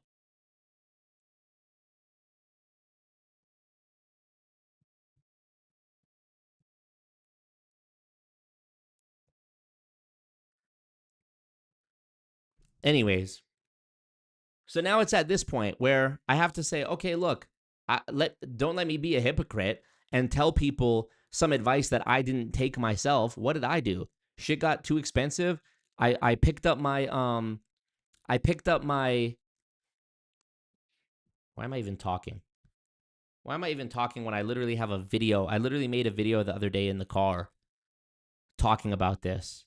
Did I upload it to YouTube? No, this is a stream exclusive I'm about to show you before we finish this I Am Academy video. And I apologize again, but we're here live and there's people in the chat asking about this. And I think it's important. Let me just share something with y'all right quick, if y'all don't mind. Realized the Canadian dream was dead 3 years ago and decided to move to Thailand after a single experience that... I'm gonna pause this. All right. Realized the Canadian dream was dead. This is a video I filmed literally like decided to move to a Thailand day ago, 2 days after ago. a single experience that pushed me over the edge. In 2021... Hold on. I was saying, this is a video I made like a day or two ago. I don't want to share it with you. Here, let's watch it. Realized the Canadian dream was dead 3 years ago and decided to move to Thailand after a single experience that pushed me over the edge. In 2021, when it was still technically COVID times, I managed to save up enough money to pay off the car that I had got in 2017. It was a Toyota RAV4 that I got in 2017 used.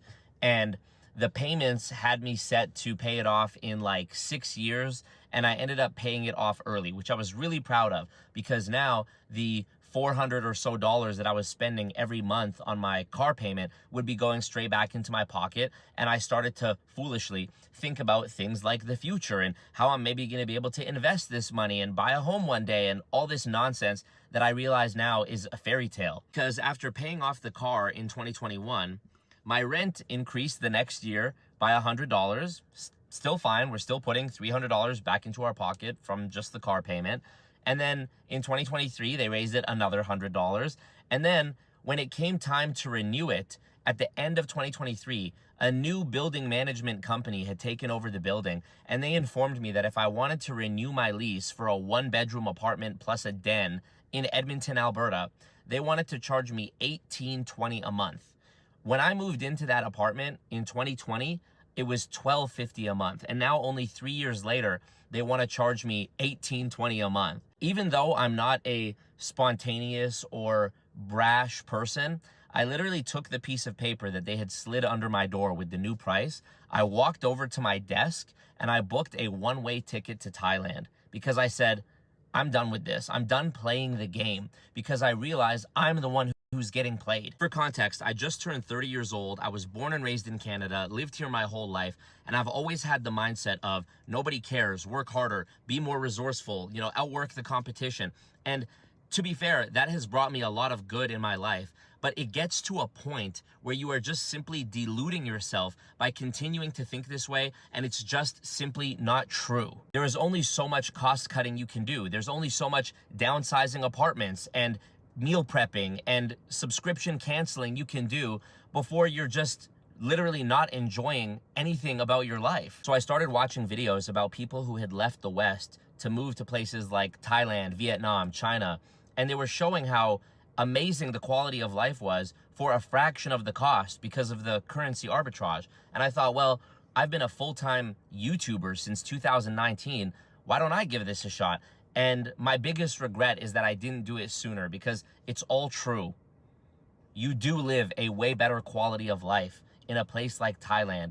Assuming you can make even a few $1,000s a month remotely, you will live a way better quality of life. And this was not my first choice. Ideally, I would have liked to stay in Canada and try to fix the problems that are here instead of just leaving to another country and doing what was best for me. But realistically, one person cannot do anything about the bringing in too many people, and we don't have enough housing and infrastructure for them, and that makes the cost of living go up. I can't do anything about the network of monopolies that we live in Canada, where we have 3 grocery chains, 3 telecom companies, 5 banks, 2 airlines. I'm sure there's another monopoly that I'm forgetting. We pay literally the most of any country in the world, you can look this up, for our phone plans and our internet. It's just absurd, the stuff that we put up with. And because what can we do about it? I'm one of the lucky people, I guess, because I do have a remote income and I can do my work from anywhere and take advantage of the cheaper cost of living in another country. But even that doesn't make me feel better. I still have like a sense of survivor's guilt about it because I want to help other people do the same thing. All of my content that I've made on my YouTube channel and my social media since 2019 has been about helping people to avoid scams. But what do you do when even the legitimate companies are doing stuff that feels like a scam anyways? It feels like everything's becoming a scam. I have to pay a subscription to use the printer that I already purchased, and it's getting into everything.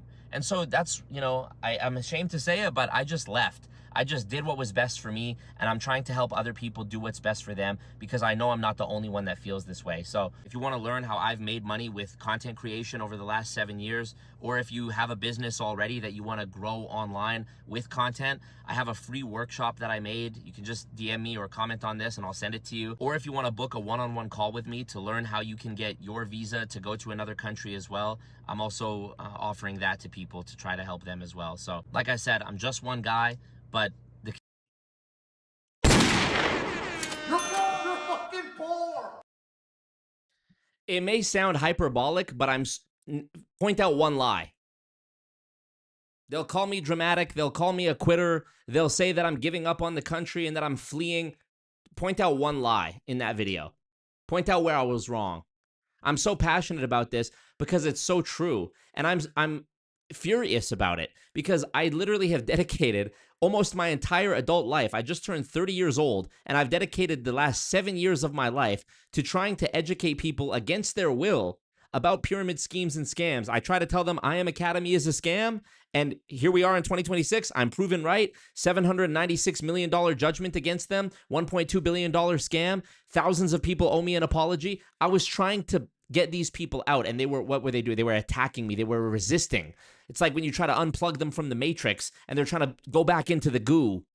They didn't want to learn. They wanted to take the blue pill and eat the steak. Now they're, nobody ended up eating steak. But I'm so passionate about it because I was trying to help save what was still around me. But now it's like, for what? Now, even if I could afford a home, what's the point? What's the point of me being able to even afford a home in Canada? So that the entire neighborhood can be these infill housing. You know what an infill is? This is something people are literally protesting about in Edmonton now. This is what an infill is, okay? It's where they take the land, they take the footprint of a single family home plot of land, and they knock it down to put instead 2 tall but narrow structures, often with an upstairs and a downstairs unit. So they've replaced a single family home with 4 separate units because now you can charge 4 different people rent. So now instead of having one single family home where you wouldn't be making any money as a landlord if you just had one tenant, now you have 4 tenants. Or you live in one and you have 3 tenants around you paying for it. Beautiful, right? Well, guess what? The reason that these are being protested is because where's everybody going to park? There's not enough parking on the street. What about all the garbage bins? 3 extra families living on, or 3 extra tenants living on the same footprint of land where a single family home once stood means way more garbage. What about the garbage collection efforts that are going to be affected by this? There's a bunch of issues. Also, what about the fact that they're just an eyesore? What about the fact that next to a, look at this one here, and then you have this, this one's actually not a bad example, but then you have like these towering, skinny, they almost look like, the movie Vivarium, if you've ever seen that with Jesse Eisenberg. It looks like a cartoon or something, Oh yeah, and they'll charge over $400,000 for each of them if it's selling.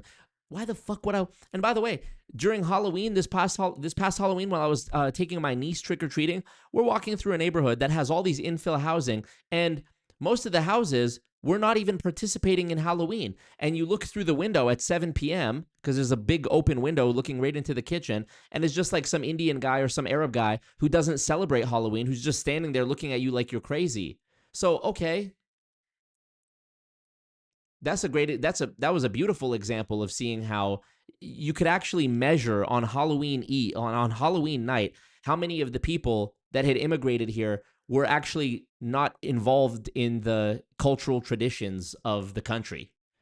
People often say that. People often say like, oh, people come here with different values and different beliefs, and it's kind of hard to actually like pinpoint that down. Halloween, you could pinpoint it down and say, yep, there's Jagpreet in his kitchen, literally staring out the window at me, not celebrating Halloween, getting pissed off when somebody knocks on his door, So, yeah, I'm passionate about this, if you couldn't tell, because what have I been doing this for? What have I spent 7 years of, stress and people calling me a hater and a dream stealer and getting my Instagram taken down and getting sued again and getting sued again and owing tens of thousands of dollars and losing my Patreon and on and on and on and on. What am I doing this for? I'm doing this for nothing. I'm doing this so that 7 years later, a new crop of kids who was 11 years old when I put out my first video is now 18 years old, graduating high school, joining World Financial Group all fucking over again. This just happened to me a couple months ago. Some 20-year-old kid in the DMs calling me Unk. He was like, yeah, haha, nice Instagram page, Unk. You really know what you're talking about. Why? Because I was trying to tell him that WFG wasn't the move.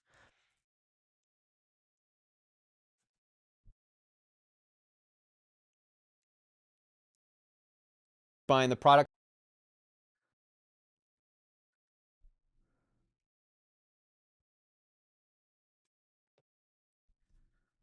I try to help people. The people I'm trying to help spit in my face until later when they realize I was right. Then maybe I get a half-assed apology with 1/10 of the effort and charisma of the vitriol they were spitting at me back when I was trying to help them. Not to mention getting sued. I mean, a level of stress that I wouldn't wish upon my worst enemy.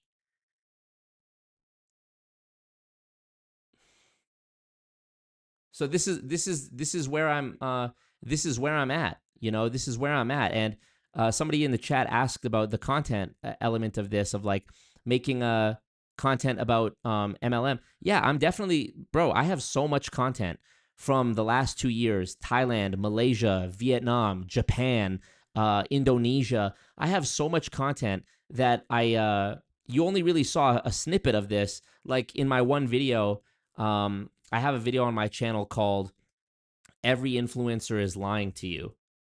And this video was actually filmed in Bali. Here it is, 127,000 views.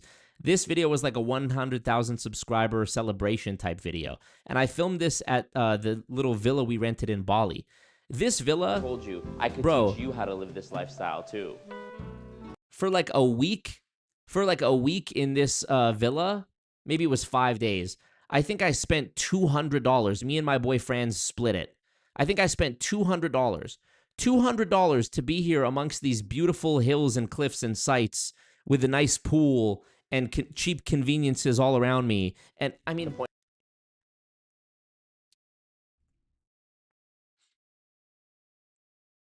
I hate that I've gotten to this point, but truly, I would be a hypocrite and a liar if I said I had an actual solution for you living in North America that didn't involve leaving North America. I don't. We have the world's first trillionaire. How absurd is this? How absurd is this? You owe your printer money. I heard about a company that sells a garage door opener that uses a subscription. Think about the idiocracy of this. You now have to pay money to open a door in your own home that you own. The BMW heated seat thing. Pay a subscription for the heated seats. I'm sorry. The solution that I've discovered is to make content, let Google pay your rent, get the YouTube monetization, sell some sort of digital product, or it could even be a physical product that you're promoting online, drop shipping, whatever it is, some mix of the different monetization methods that are out there that I talk about in the workshop. You can sell some combination of those things to make it. Maybe you make $200 a month from ad revenue, and you make $200 a month from Patreon, and you make $300 a month from private consultations, and you make, whatever it is. Legend Gaming, you're a legend. Thank you. And now guess what? Boom. Collectively, you have enough money to live in Thailand. If you're going to struggle, wouldn't you rather struggle somewhere nice? Even if you are going to struggle? If you are going to struggle, wouldn't you rather struggle somewhere where, you can actually pay $1 for a coffee instead of 10?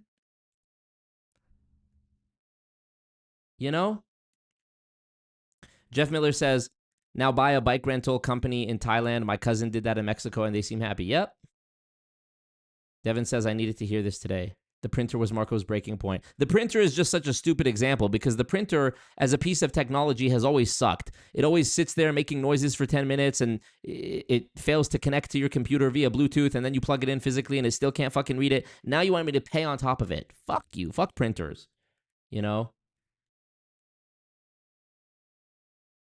Jeff Miller, thank you for the support, by the way. Jeff Miller with the dono. Also, Jeff Miller says, want to talk about a scam, ChatGPT being $24.99 per month for unlimited prompts, and they're called OpenAI. Yeah, hilarious. Like it's open source, The $64,000 question for me is where to find the remote income. Clint, I don't have all the answers. I don't have a magical pill to sell you. I don't have a magical course to sell you. All I know how to do is to make money through content. So if that's something that you think you're interested in or that you can do, it doesn't matter the niche. It doesn't matter what your interest or your passion or your business is. I know that I can help anybody grow with content. Monsoon says ignorance is bliss. Benjamin says, AT&T directed me to a self-pay machine to pay my $90 phone bill. Dude acted like it was okay because he was going to do it for me. I lost it. Hilarious. They're doing the infills in Philly too. Do I see myself going away from MLM content? Yeah, perhaps. Not to mention how cheaply they're built. Yes. Anna Marie Fella, what up? You're a legend, an OG. She says, love this. In the early 2000s, it was Prague.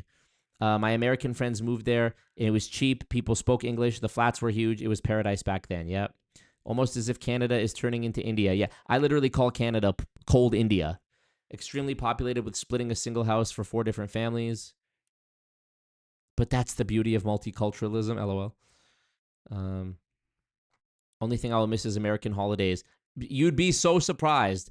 The way in Thailand especially, the way they go hard for Christmas, the way they go hard for Halloween, the way they go hard for Chinese New Year. Don't even, trust me. By the way, there's even better Thai holidays. You know what, this year, I wasn't relieved that I was here for Christmas nearly as much as I was sad that I wasn't in Thailand for Songkran this year. Songkran, a festival that happens across the country every April during the hottest season, where it's exactly what you see here. Welcome to Songkran, the Thai New Year fest. Literally everybody has a water gun and buckets of water and hoses, and there's water trucks driving by spraying water, and literally everyone is spraying each other with water. It's a countrywide, with 0 safe zones, countrywide water fight.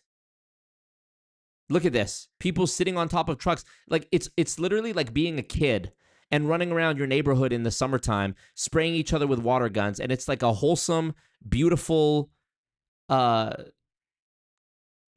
event. Like the first time I experienced this in 2024, I was like, I have to bring my nieces out here for this. I have to bring my little cousins out here for this. They would love this. I literally felt like a kid again. You're telling me Christmas in cold-ass Edmonton where you're going to, come on. This is so much fun. This is so much more fun. I was devastated that I wasn't there this year. Lala, what up? Kira Cam says, I tell my buddies, if you're in an MLM with products, you don't make money by recruiting. Yeah, true. Marco, we all felt the pain of you being called Unk. Hilarious. Lalo says, preach, I was in Colombia for a week and it was so dope. High specs. Hilarious. Yeah, trust me, I have a video on my channel about Amarjeet Sohi, the former mayor of Edmonton, promoting World Financial Group. Thank you, Gpaka. Devin said, I helped a student with his synonym-antonym worksheet. Little bro put Unk for an antonym of young. Alex says, I can confirm Prague was super cheap in 2001 when I was there. Prince Royal says, business idea, teach people how to bypass subscriptions for absurdities. If you have to learn to disassemble it and whatever, yeah, but then you're going to get a fucking lawsuit from the company.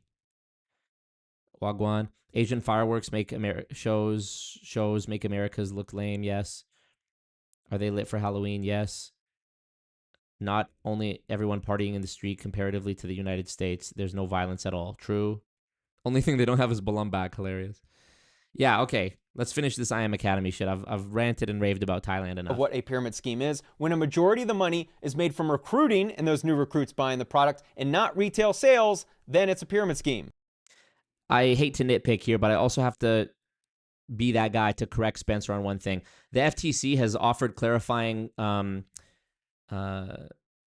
conjecture on this specifically on March 15th of 2024 when Lois Greisman of the FTC published a letter that was sent to the Direct Selling Association. There is no primary test according to the FTC. There is no primarily test for saying if the majority of the money or if a certain percent of the money comes from retailing products versus recruiting, then it's not a pyramid scheme, or it is. No such test exists. This is a folk tale made up by the MLM industry, or rather the MLM apparatus, as I like to call it, because they're not actually an industry, in my opinion. It's sort of similar to the lie of like, oh, well, pyramid schemes don't have products. It's like another level of the lie, saying like, oh, well, if a certain percentage has this, then it's not a pyramid scheme. And it's very easy to understand why that would make no sense as a test or as an assessment, because it's very easy to fake those numbers anyways. If every person who's in the company is mandated or de facto mandated to buy products every month, you could just say that they were the retail customers themselves. So based on that, you could say that 100% of the sales every month, easily more than 50%, were made to retail customers. You could just lie. So, yeah. John says, I've been in Japan for 19 years. Haven't been back to the US once. Beautiful in Gifu. Yeah. Gifu? Like the MLM that a lot of people left IM Academy to go to? Borrego admitted that the company was struggling to make sales and that he was thankful to members of the MLM industry who had been helping out by purchasing products. Rapid decline in recruits, canceled product lines, and terminated the lease at its headquarters. First, so I tell everybody, it's like I went from rock bottom to rock star back to rock bottom. Because when this company went out of business, number one, I was getting a lot of the blame because I was like the quote unquote face of the deal. Generally, when you're the top recruiter into a pyramid scheme and you get paid millions of dollars at the expense of all the people you recruited into the business, you're going to get a little blame. He's just a little victim, isn't he? After the Vemma fallout, Alex's dad, Mark, wrote this article giving his reasons for leaving. Of note is this sentence at the bottom. In late July, we were introduced to a couple of outstanding mentors, married, clean life, and in their mid-30s, that Alex would really be able to follow and learn how to build a large and sustainable MLM business. After several meetings with them, we traveled to the East Coast to meet up with the ownership of Jeunesse and were very impressed with their story, products, and vision. Instead of learning their lesson and going clean, they just had to jump back into the MLM business because that's the only way they know how to make money. So he joined an MLM selling lotions. I'm sure he really believed in this product. Less than a year after they joined Jeunesse, a class action complaint was filed alleging a pyramid scheme. Alex was listed as a defendant. They include a complaint filed by Truth in Advertising to the FTC alleging that Jeunesse had an emphasis on recruitment over product sales and that the distributors were making deceptive income claims regarding the financial gains consumers will achieve. Somebody find me the old Instagram post of Alex Morton wearing the shirt of the Israeli flag, please and thanks. Some were advertising that you could make $26,000 per week. I know this may be getting a little repetitive because all these MLMs sound the same, but that's kind of the point when criticizing guys like Alex, who claim that the next MLM they're joining, they believe in the product and the vision and this whole business model. They believe in it more than any other MLM they've been a part of. During a Google Hangout, the leaders shared the 8-step plan to success with Jeunesse, which was entirely focused on recruiting. Now that you know about Jeunesse, the next clip should be even funnier. So today, I am officially resigning from Vemma. And I'm joining a company that's going to allow me to dream bigger, achieve much more, and help every single one of you get to that next level.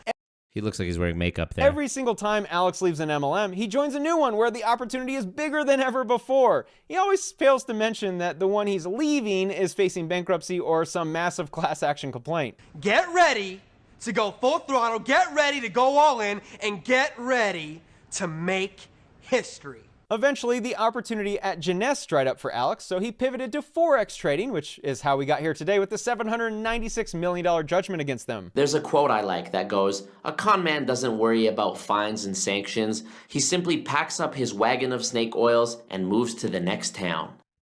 2021 Marco was that ninja. That's Alex. That describes Alex perfectly because he joined another MLM immediately after the IM Academy judgment. More on that in a second. First, we need to see what his penalty was. He settled in September 2025. The judgment filed against Alex was a little over $76 million.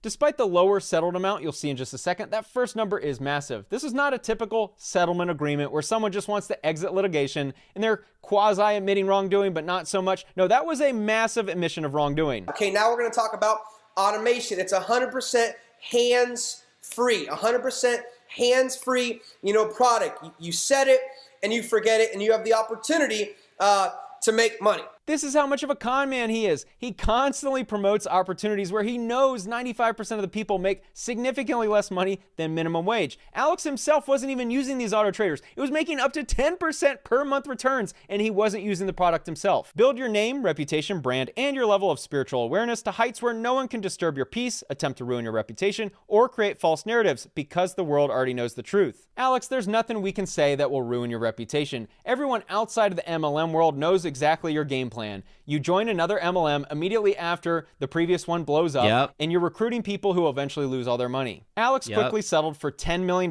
with similar stipulations as the other defendants. What does a con man do after paying a settlement? Did he learn his lesson and join a new industry? Of course not. He's got new people to recruit into this new scheme. Listen, first off, congratulations on being in the best company in the industry of network marketing, GFU. Alex is like an MLM mercenary. Whenever the previous opportunity that at one point was like the biggest opportunity for him in his life, whenever that company's going bankrupt, building burning down, he just joins the next opportunity. GFU has got to be the worst name, the corniest name I've ever heard in a company. It sounds like vegan peanut butter. You're doing GFU. I do GFU 24/7.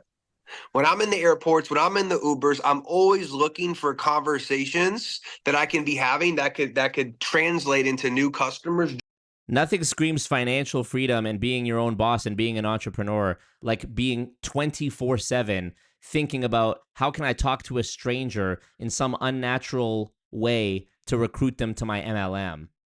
Sounds like the dream, Alex Morton. Joining my business, new leaders joining my business. So despite claiming that he never joins any pyramid schemes, he spends all of his day, those are his words, recruiting new people, never focusing any of his attention on selling product to retail. Bottom line is, guys, when I first got approached this industry, I was very, very skeptical. Too good to be true. Scam, called it a pyramid scheme, guys. I was that guy. Dumb, ignorant, broke. 15 years and many lawsuits later, he still ignores the fact that deep down he keeps pushing the same scammy business model over and over again because that's all he knows. The last 6-7 years has been, hey, Cody, on all the money that's flowed through your bank account in the last 5 years, how much money have you made on that money? And the answer is normally, what are you talking about? None. Nothing. Awesome. If I could show you a way to just multiply your existing income, would you take a look at something? The income disclosure statements released by these companies indicate that basically no one makes money and nearly everyone would be better off just getting a minimum wage job. And yet Alex is on podcasts using the words multiplying their money with his opportunity. Right. I've been in this game for 14 years. 14 years. And I've never been this excited and confident in my entire career about the direction of a company. Says that about every company. Surprise. He said that on April 12th, 2025. Anyone want to guess what happened within the next year? On March 16, 2026, Alex posted on his Instagram a disclaimer about Elite. Behind MLM is the best source for everything MLM. They posted an article about the reboot of this company, a monthly membership for travel. When I look at GFU, to me, the stars have completely aligned for massive, massive success. Period.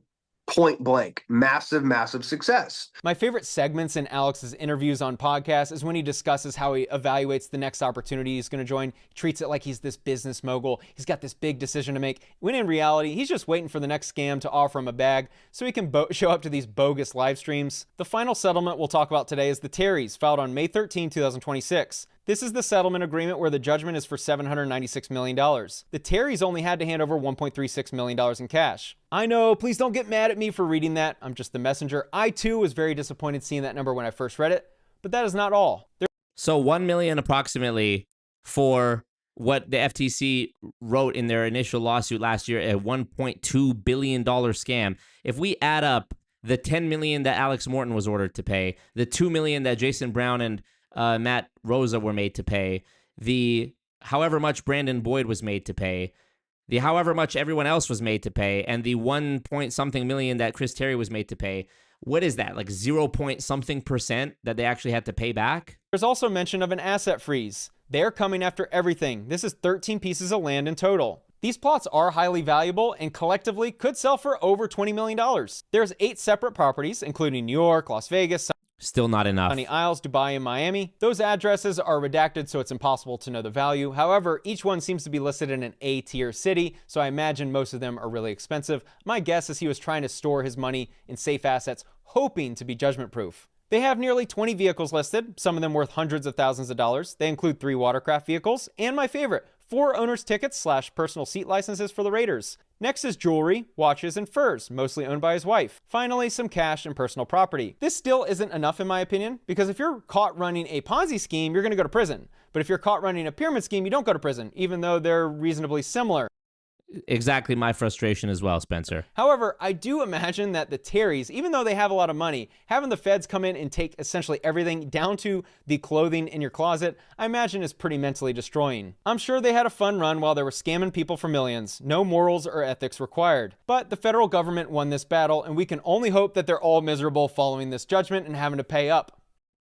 I also read the article on Behind MLM, which was sort of giving an actual like play-by-play walkthrough of the feds' search warrants that they were executing on these different properties, where they talk about finding different like receipts and bags for luxury items and stuff. But realistically, my imagination doesn't have to work too hard to imagine that Chris Terry and Isis Terry could have probably found a friend or a relative to go like stockpile and hide a bunch of their personal belongings at, which wasn't one of their like listed addresses that the feds would have no idea about, right? They could have kept it at the house of a friend of a friend. Were they under constant 24/7 monitoring and surveillance? No. So again, I don't know this for a fact, but again, I'm just saying, if I try to imagine it, I don't have to work that hard to imagine it. Thanks so much for watching. So there you go. 7 years of, exposing MLMs and trying to fight for what's right. And this is an example in 2026 of the best that you can hope for. The best that you can hope for in the world of 2026 in North America, where the Federal Trade Commission under Trump is going to do something about an MLM scheme that bilks young Black and Latino people out of an estimated $1.2 billion is a couple $1 million, a fraction of that across all the people who perpetrated harm. A fraction of that is going to be collected. And how much of that is actually going to go to victims in any sort of payout? Who knows? What's the percentage of all the thousands and thousands of people that were in I Am Academy and churned by it? What's the check like? $1? $5 for all your pain and emotional anguish and time lost? And it's just, it's no justice at all. And then here's me getting sued again and again and again to continue this work and continue these fights. At some point, I, as a reasonable, logical human being, have to say, I've done my part, and I can't like bank on having these like glorious victories, Like, I'll still talk about scams and do my part, but but am I going to burn the whole forest down to try to change the way things are? I just, it's funny. There's a quote that says, I seen this on Instagram or TikTok or something, and it was like, but I'm just one person. And then the line saying like who it was by, but I'm just one person, said 10 million people. Well,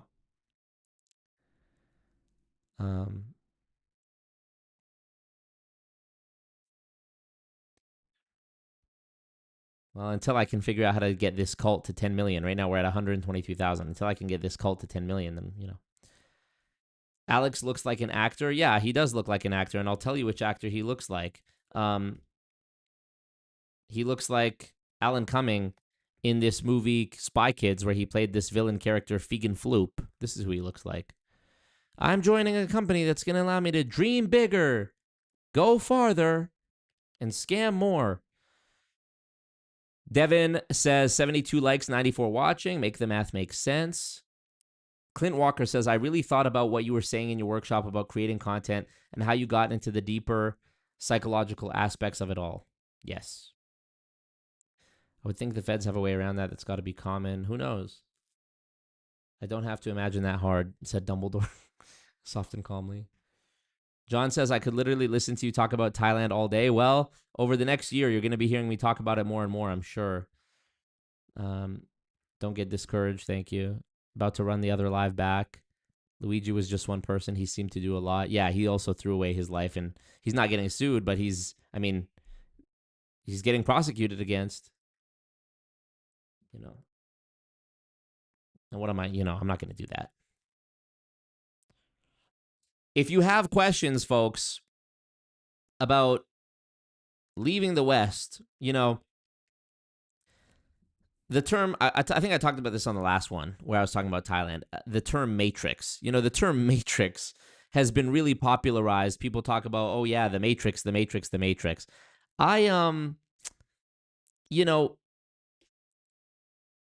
matrix is not people hating on you.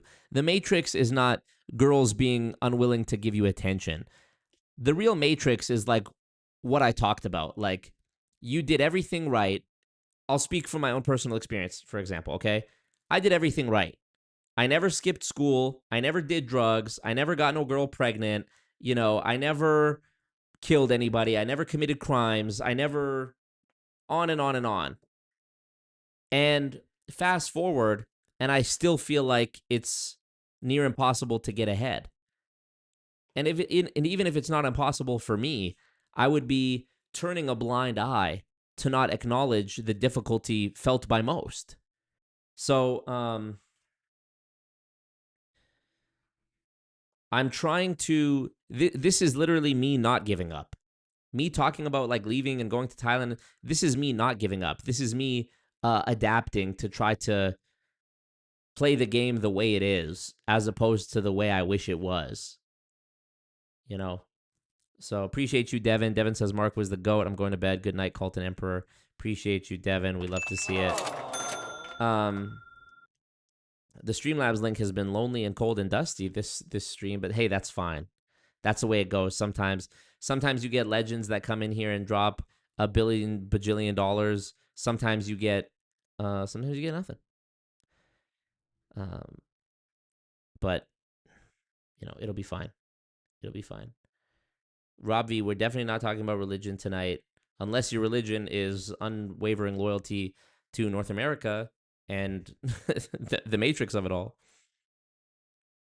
I'm gonna, if I haven't done a good job convincing you just orally here, then you're gonna be seeing my my content over the next, whenever I get around to editing all this content that I have from Asia these past 2 years, as well as when I go back. You'll see, you'll understand the points I'm trying to make. And if I can convince even like a couple people to take their remote income and live a better quality of life, even for a short period elsewhere, I will be so happy. If I can help people make or grow a remote income so that they can go do that, I will be so happy, because I know what it did for me. I know how it changed my perspective on the world and literally changed my life by going to Thailand. And if I can help other people do that, I'm going to be, I'll be ecstatic about that. So yeah, that's all I got for y'all today, y'all. I gotta appreciate you guys jumping back in after the technical difficulties we had in the beginning. The Matt Cox Inside True Crime podcast is coming out this weekend, and this is literally the biggest channel that I've been on. This is like the biggest look that I think I've ever had, because I've been on CoffeeZilla's The Drip podcast before, but that was years ago on a secondary channel that didn't even have a lot of subscribers at the time. And so yeah, this is like, Inside True Crime podcast, over 1 million subscribers. Very excited about it. Can't wait to drop a ton of clips upon your head top about it. And if you want to support, Streamlabs link is in the chat. The PayPal link is in the chat. You can e-transfer me if you're in Canada. If you want to get something tangible for your support, Always Marco merch. The merch is in the chat. You can get the phone case, the anti-pyramid phone case, the anti-pyramid shirts, the anti-pyramid mug. You can get the one-on-one calls with me if you want life advice. if you want advice about logistics, about leaving the West and moving to Vietnam or Thailand, if you want to learn about content creation, missiontomonetization.com, go watch the free 1.5 hour long workshop. Oh, I gave it away for free. Learn and ting. Sign up for the Mission to Monetization program where I teach you, where I build with you things that are going to make you money. It's not cheap. It's not cheap. I didn't say it was cheap. You can have it good, you can have it fast, or you can have it cheap. Pick two of them. I chose good and fast. I didn't choose cheap. This is a done with you in real time, one-on-one thing that I'm doing with people. So I'm limited by the amount of time. You know, this is not like, you know, when people do like, oh, I have a Zoom and there's 50, it's limited to 50 spots. It's not limited to 50 spots. There's unlimited spots. It's a digital thing. It's a Zoom link. Anyone can join. You could have 10,000 people in there if you wanted. What I'm offering actually is limited by the fact that I'm just one person and there's only so many hours in the day. I'm just selling my time and my expertise. So, yeah, appreciate you, Jeff Miller, saying he got the phone case. Marco, if I didn't have a wife and 2 kids, I'd have already booked a one-way ticket to Thailand. Your older videos had me convinced. You're a legend. Thank you. Timeshare presentation about Thailand inbound. Hilarious. Free lunch at Casa D'Angelo. Yes. At a fucking Walmart. What happened at a Walmart? So, yeah. Those are all the ways that you can support me / the things that I'm offering. And looking forward to it. I feel like I'm forgetting something else. Oh yeah, the Matt Cox podcast. Don't miss that. If you're not in the Discord, I'm going to post in the Discord when it goes live. I'm also going to post on Instagram because I have a bunch of behind the scenes photos that I took when we were filming the podcast that I'm going to be posting on Instagram. So make sure you're on my Instagram at Always Marco. And yeah, Boy Stunt. Deep dive into Globe Life. Damn. Appreciate you guys. Thank you for being here. And we'll see you again on Saturday. Peace.